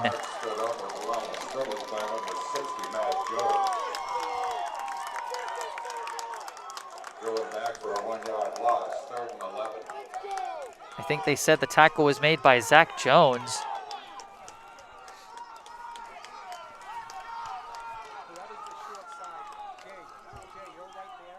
So it'll be 3rd and 11, less than 2 minutes left in the third quarter. 8-2 the score in favor of Pelham. The Huskies coming back out in the wishbone once again. 3rd and 11. Crowd getting loud. They take the snap. They go for play action. Doyle's being chased. He gets hit as he throws, and it's going to be incomplete. Big pass rush by number 60, Matt Jones, who had the tackle on the previous play. I mixed it up, but that 3rd down play was much bigger. Nate Doyle was looking for the play action pass, but Matt Jones came at him from behind and hit him from behind as he threw, resulting in an incomplete pass. Huskies now coming out in punt formation. 4th down and 11 at their own 48-yard line. 1:41 left in the third quarter after the incomplete pass. Back deep for Pelham is number 23, Mason Fecto. The snap back, Doyle punts it high and out of bounds. We'll see where the officials place this one. So the Huskies still unable to get in the end zone thus far in what has been a defensive standoff contest. Once again, you take off that one big play by Jake Hurling, who has now come back into the game. Nice to see that he's okay as he comes back in. He's responsible for all of Pelham's points thus far, as Pelham's going to come out and shotgun on 1st down and 10 at their own 33. 2 receivers out to the left, 1 to the right, the snap, but it's given to Demmons. Demmons going on a draw play. He manages to push the pile pretty far, shakes off a couple of tackles, drags the last 2 tacklers who were taking him down. I believe that was Ethan Jarvis and Nate Doyle who were taking him down together, but he manages to pile ahead for 6 yards. A nice bit of misdirection by the Pythons. They come out showing pass and go for a draw play to the fullback, and he goes for 6 yards. So 2nd and 4 at the 37-yard line. The snap again out of shotgun, and Travis is going to try and take it himself. He's going to get wrapped up. He gets out of the guy who wrapped him up, but gets tackled down afterwards. He's taken down by Dylan Cashman and Jack Lorenz. And that'll be a loss of 3 yards. So it'll be about 3rd down and 8 at the 35-yard line. 40 seconds and counting left in the third quarter. 8-2 the score in favor of Pelham, and Pelham is coming out in shotgun for the 3rd straight play. They're really trying to mix things up on this drive. Travis takes the snap. He drops back. He's looking to throw this time. He's got some time. Lets it go. Intercepted! Intercepted by Monadnock, and it's being run back, and it's taken down. Let's see who came up with the ball that time. Zion Carroll. Zion Carroll, who had the game-sealing interception at the end of the first-round game against Trinity last weekend, comes through with a big interception this time, and the Huskies will be starting at the Pelham 35-yard line. So once again, the Huskies starting with pretty good field position. 19.1 seconds left in the third quarter. You can hear them banging those bleachers as they come out in the wishbone. They give to Justin Jocelyn this time. A little hesitation, and he piles ahead for a short gain, maybe 2 or 3. That might do it for the third quarter, as we got 5 seconds left and counting. And yeah, it looks like they're just going to let the quarter clock run out. And that brings us to the end of the third quarter. Your score, Pelham 8. So after the end of 3 quarters, the score, the Pelham Pythons 8, the Monadnock Huskies 2. Monadnock trying to drive down in the end zone and at least tie this game up. When we come back for the fourth quarter, the situation will be 2nd and 7 at the Pelham 32-yard line, following a big interception by Zion Carroll. Again, you really can't say enough about the 2 defenses here and the game they've played. We're looking at a baseball-type score right now, 8-2 on the scoreboard. And, I mean, again, if you take out that one big play by Pelham, their offense hasn't been able to do a whole lot. Their second biggest play behind that 61-yard touchdown run was a play that was called back due to offensive holding. Meanwhile, Monadnock, they've had one really good sustained drive that then got stuffed inside the 10-yard line. Some great plays by the Pelham defense, with the hero on the final play, of course, being Jake Hurling, who also had the touchdown run. And then, of course, Pelham's special teams came through with a block punt at one point, but then the offense couldn't go anywhere, and they missed their field goal attempt. So it really has been a case of the defense is standing tall and the offense is just not taking advantage. 2nd and 7 as we now get ready to start the 4th quarter. Monadnock comes out in the wishbone. Doyle takes the snap, gives to Aiden Hart. Aiden Hart piles into the line of scrimmage and goes nowhere. No gain, maybe a loss of 1.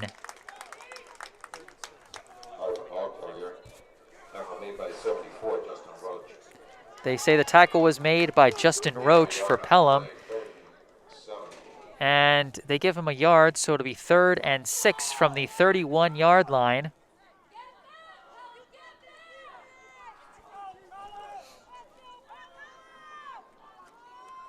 Or rather, not the 36, the 31-yard line. 3rd and 6 from the 31. The fans banging the bleachers as Monadnock comes out. They play action. They're going for a pitch play. They pitch it out to Justin Jocelyn. Jocelyn's trying to gain the edge. Can he get the first down? He shooks this tackle and he gets the first down and he piles ahead and gets all the way down to the opposing 14-yard line. What a huge play. About 18 yards on the run off the pitch. Justin Jocelyn, who had limped off the field after the safety, he's back in, and you know the Monadnock faithful are happy to see him back in as he piles ahead for a huge first down. Monadnock with 1st and 10 at the Pelham 14-yard line. Their offense is starting to move these past couple of possessions. They had nothing doing in their previous possession, but 2 possessions ago they drove all the way down, and now they're coming out again in an offset I formation. This might be another pitch play, and we've got a false start. That was number 52, Victor Latito, who jumped first. And so that's going to be a tough 5-yard penalty for the Huskies as it's pushed back to the 19-yard line, and they'll have 1st and 15 to go.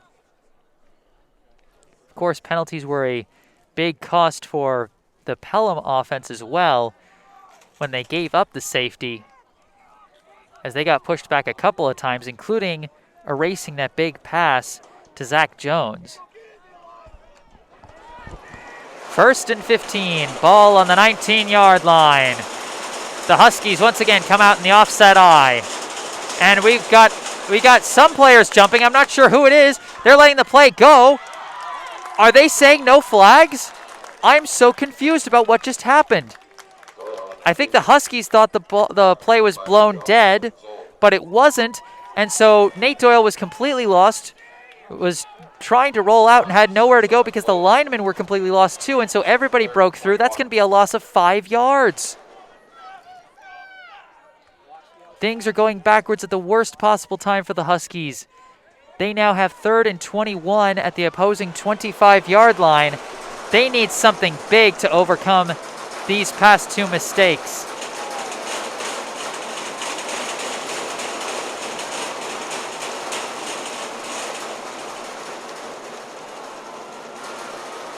Although I thought it was, The Huskies come out in the offset I. They take the snap. They're going for a pitch play again. Now they pitch it out to Justin Jocelyn. Jocelyn cuts ahead. He's got some room to run. Spins out, almost out of a tackle, but gets taken down. And that's going to bring it to 4th down and just over 10 yards to go. Looks like almost 15 yards to go, as he managed to undo the big loss as he gains about 7 or 8 yards. It'll be 4th and 13 yards to go at the opposing 26. Again, Monadnock struck with catastrophe at the worst possible time as they are now trying to make things happen. 4th and 14, you can hear the fans going crazy, banging the bleachers. 8:25 and counting left in this contest. Pelham leads Monadnock 8-2. Monadnock coming out in the flex bone this time. We might see a play-action pass. Jocelyn in motion. The snap, they go for a play-action. Doyle's being chased. He's rolling out to his right. Does he have it? He throws it up. Oh, it's dropped! Deflected. Jake Hurling on the coverage of Zion Carroll, and Carroll couldn't haul in the pass from Nate Doyle, and that'll turn the ball over on downs. And again, it is Jake Hurling coming through with the defensive clutch play as he breaks up the pass intended for Zion Carroll. That play could have set them up either inside the 5 or inside the end zone if that had been completed. So Jake Hurling again saving the game for the Pythons as they now take over 1st and 10 at their own 18-yard line. They come out in the wing tee, send a couple guys in motion. Hurling now behind the fullback. And the snap, the toss, and he breaks away from one tackle but not another. He gets wrapped up at the ankles by Justin Jocelyn.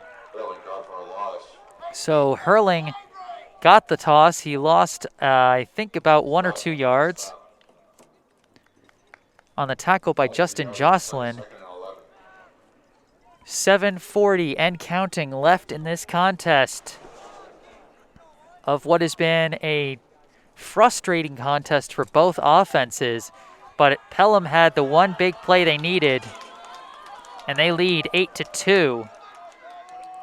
Pelham 2nd and 11 at the 17. They come out in the wing tee, same kind of formation. Bodenrader goes across the back, and Hurling goes back into a regular halfback position. They give to Bodenrader this time, and he's got some room to run. This is going to be a big play. He gets to the sideline. It's a race, and he's winning the race. He's being chased down, and he's not going to be caught. Kevin Bodenrader is going to go to the end zone. An 83-yard touchdown run by Kevin Bodenrader. And that might be the dagger. Unbelievable. They had Bodenrader go in motion from one end of the line to the other, and then as the play started, they had him motion back. They gave it to him on the end around, and the Huskies were caught flat-footed, and he gained the edge, some nice blocks at the second level, and he got to the sideline and outran Nate Doyle and Zion Carroll and got to the end zone. So 14-2 now the score, and Jake Hurling will be lining up for the point after attempt. Snap, ball's down, kick is up. And they say no good. Might have been short. But either way, Pelham now with what seems like a huge 12-point lead, 14-2. And that's gotta be heartbreaking for the Huskies. You drive all the way down to the opposing 14. A false start penalty. Then a confusion play where you thought the play was blown dead, but it wasn't, and as a result, a huge sack pushes you back further. You turn it over on downs. Even after your desperation pass almost gets the first down, it gets broken up, and you turn it over on downs, and then the other team responds with a huge 83-yard touchdown run. Zach Jones going for the kickoff. It's not going very far, and it's ultimately picked up by the Huskies, by Aiden Hart, who was one of the guys back deep. It was a relatively short kick, only went to about just past the 30-yard line. So Monadnock will take over. 7 minutes left to go in this one. Their offense has started making some moves, but they can't seem to get in the end zone. They can't seem to finish their drives off. They've been in the red zone twice today and have turned the ball over on downs both times.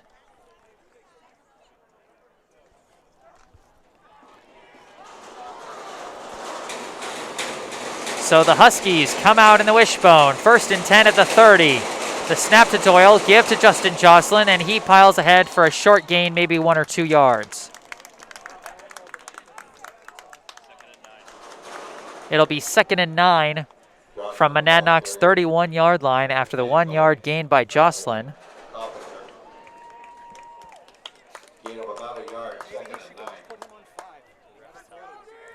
6:35 and counting left in the ball game. Pelham leads Monadnock 14-2 in this Division III state semifinal. As the Huskies come out, they take the snap, they play action, they're going for a pitch play again. It's pitched out to Jocelyn. Jocelyn manages to shake one tackle and run ahead for a pretty nice gain. Not enough for the first, but managed to make some decent headroom. He almost got tackled at the line or behind the line, but managed to shake a tackle and burst ahead for about 4 or 5 yards. It'll be 3rd down and 5 at the 36-yard line. So 3rd down and about 4 or 5 from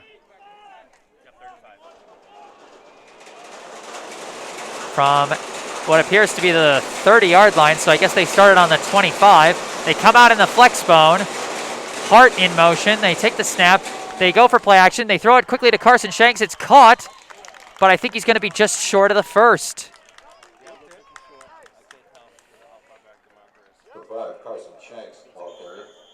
And it looks like they're going to call a stop of the clock so that they can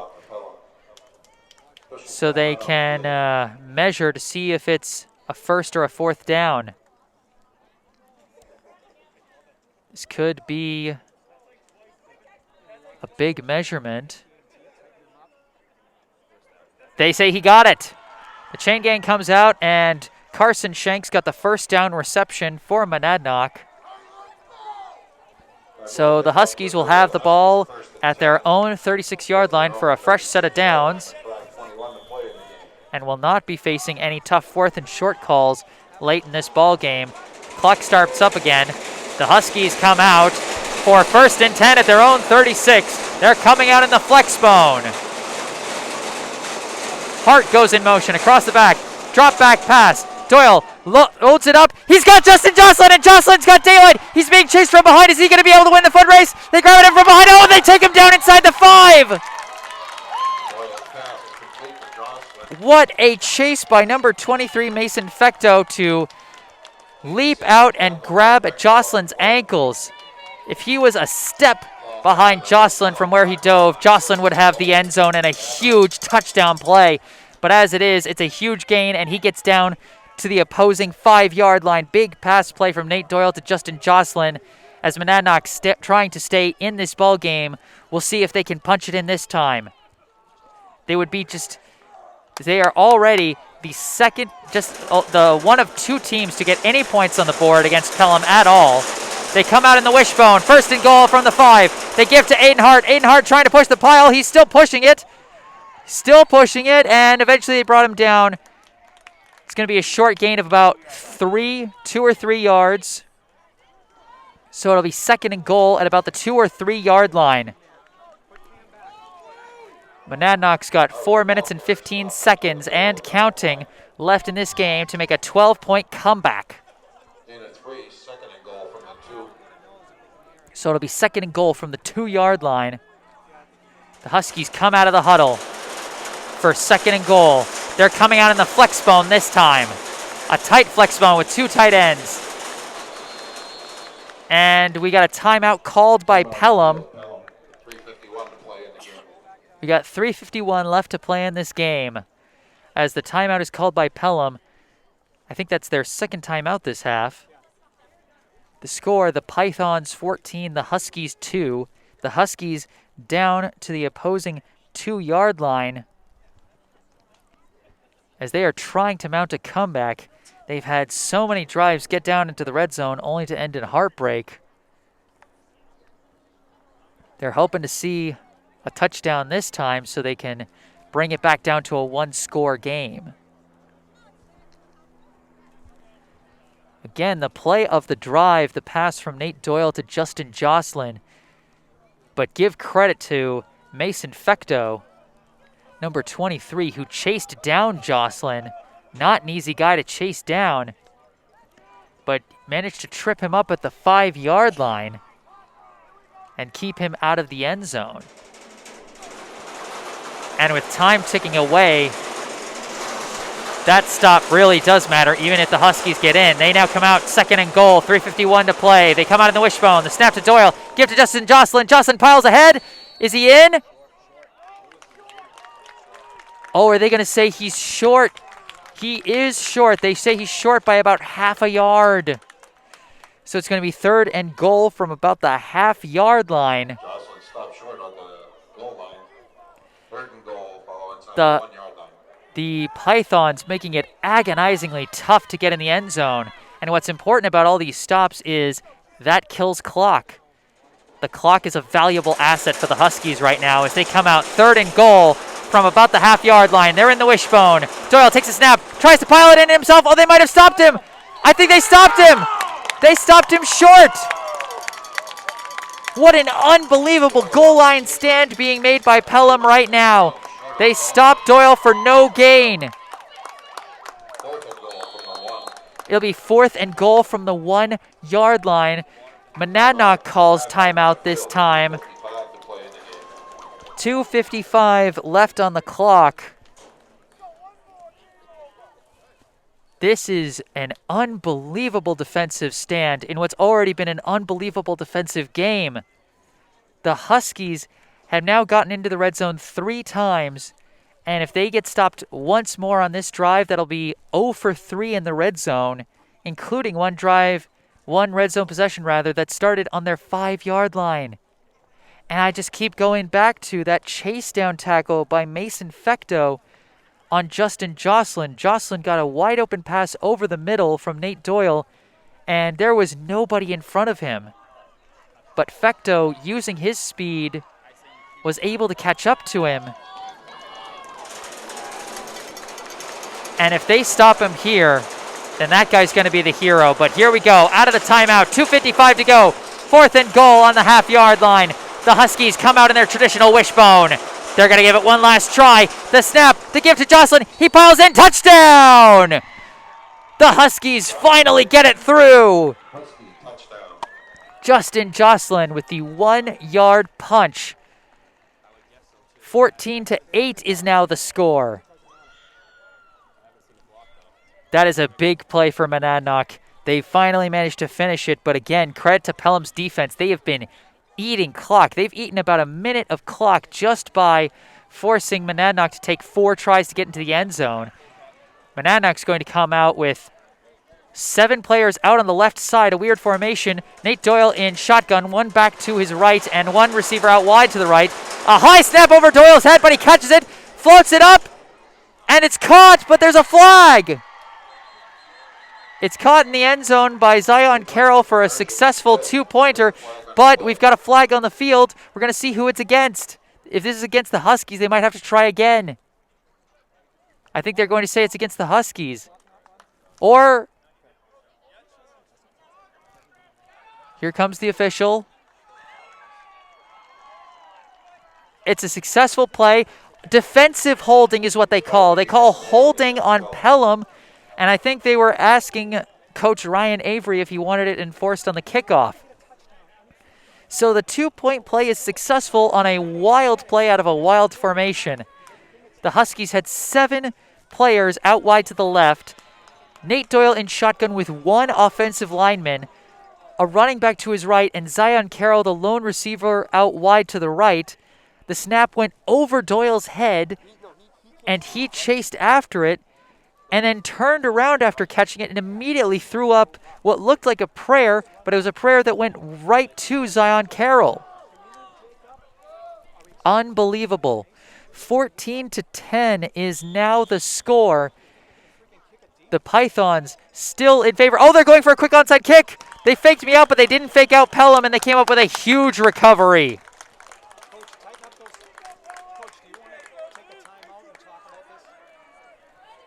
I'm not sure who got. They're going to say that was recovered by number 12, Jake Cothran. Cothran with a huge clutch play there. The Huskies were still looking like they were huddled up, and instead they just charged at the ball. A clever fake out. They got me, but they didn't get Pelham. So Cothran gets the huge recovery, and Pelham takes over 1st and 10 at their own 39, 2:51 on the clock. They come out in the wing tee on 1st down, hurling motions behind the fullback.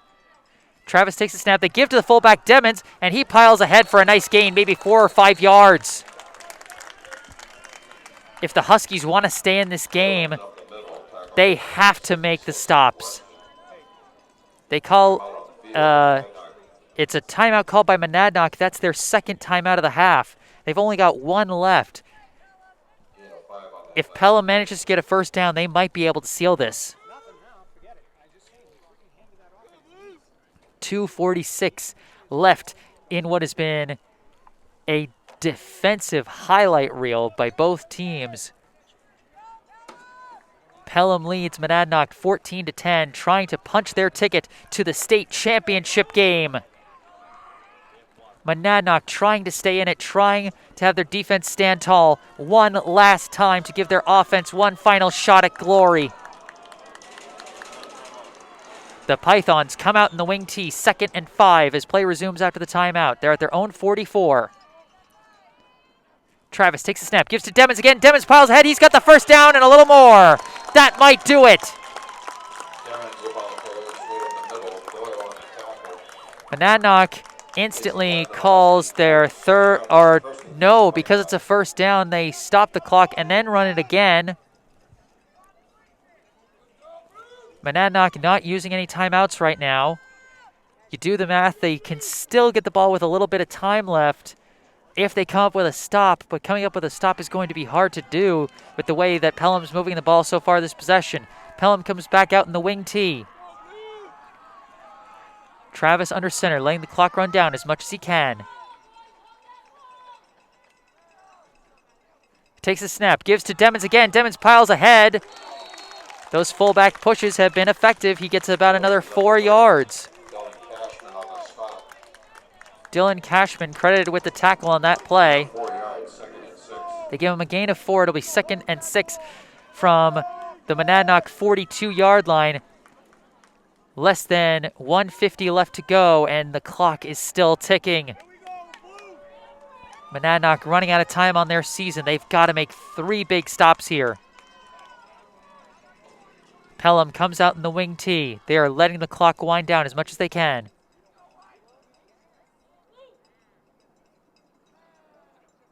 Travis takes the snap, gives to Demons again. Demons piles ahead, and I think he's going to have another first down. And if he does, that's going to do it. He does. He moves the chains. Ethan Demons has come through with several big runs this possession. 2 big first downs, and I think that's going to be the final dagger in the heart of the Huskies season. We're down to about a minute left in this ball game, and the clock is still ticking. Down to 55 seconds. They're out in the wing tee once again. Travis takes the snap. He gives to Demons one more time. He gets stopped for a very short gain this time, but they needed those stops a lot sooner than that. 35 seconds. And I think with Monadnock not taking any of their timeouts, I think they're just going to let it tick down now. They might need one more kneel down, and I think that'll do it. Pelham coming out in victory formation, or no, they don't even have to do it. That's going to do it. The last seconds of this game are going to tick away, and that is going to do it.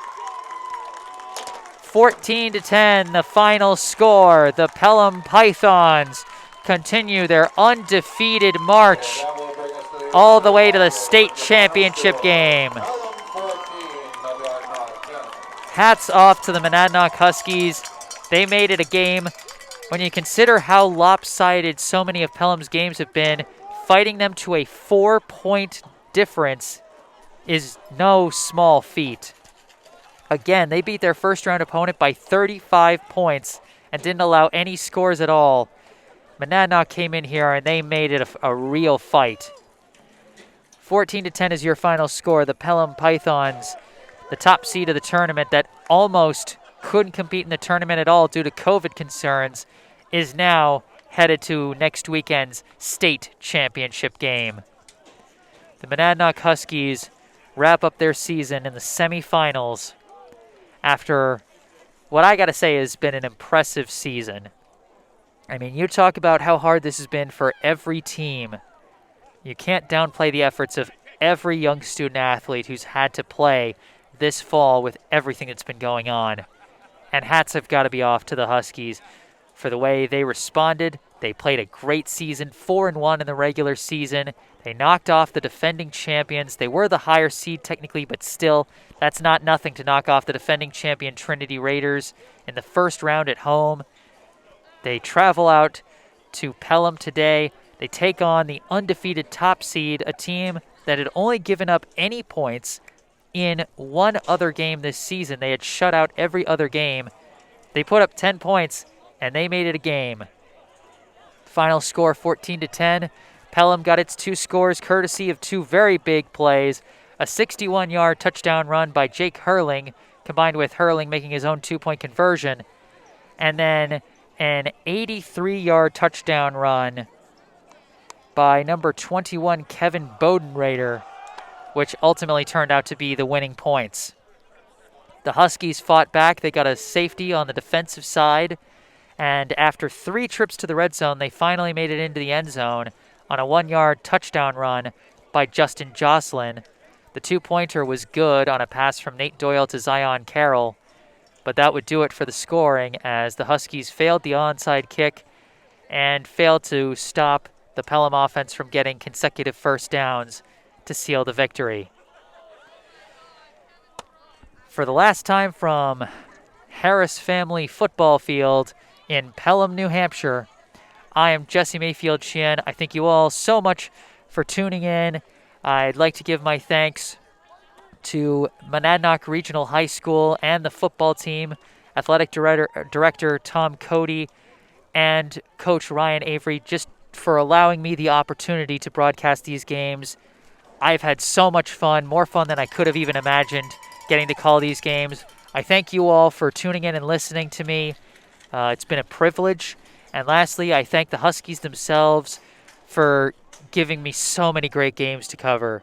To all those young men out on the field who are probably feeling such a wave of disappointment right now, just know that all those who have been watching your games, either at the stadium or listening into my broadcasts, or even just reading about the game in the next day's Keene Sentinel, whatever it was, just know that you brought a lot of fun, a lot of joy, and a lot of excitement in the midst of a year that really needed the more fun kind of excitement. So my hat's off to the Huskies, a great senior class graduating, guys like Nate Doyle, Zion Carroll, Justin Jocelyn, Aiden Hart, Victor Latito, Dylan Cashman, a fantastic senior class that should be proud of what they did this season. But that's going to do it for the season. So for the last time this Monadnock football season, I am Jesse Mayfield-Sheehan. Thank you all for listening, and have a good night.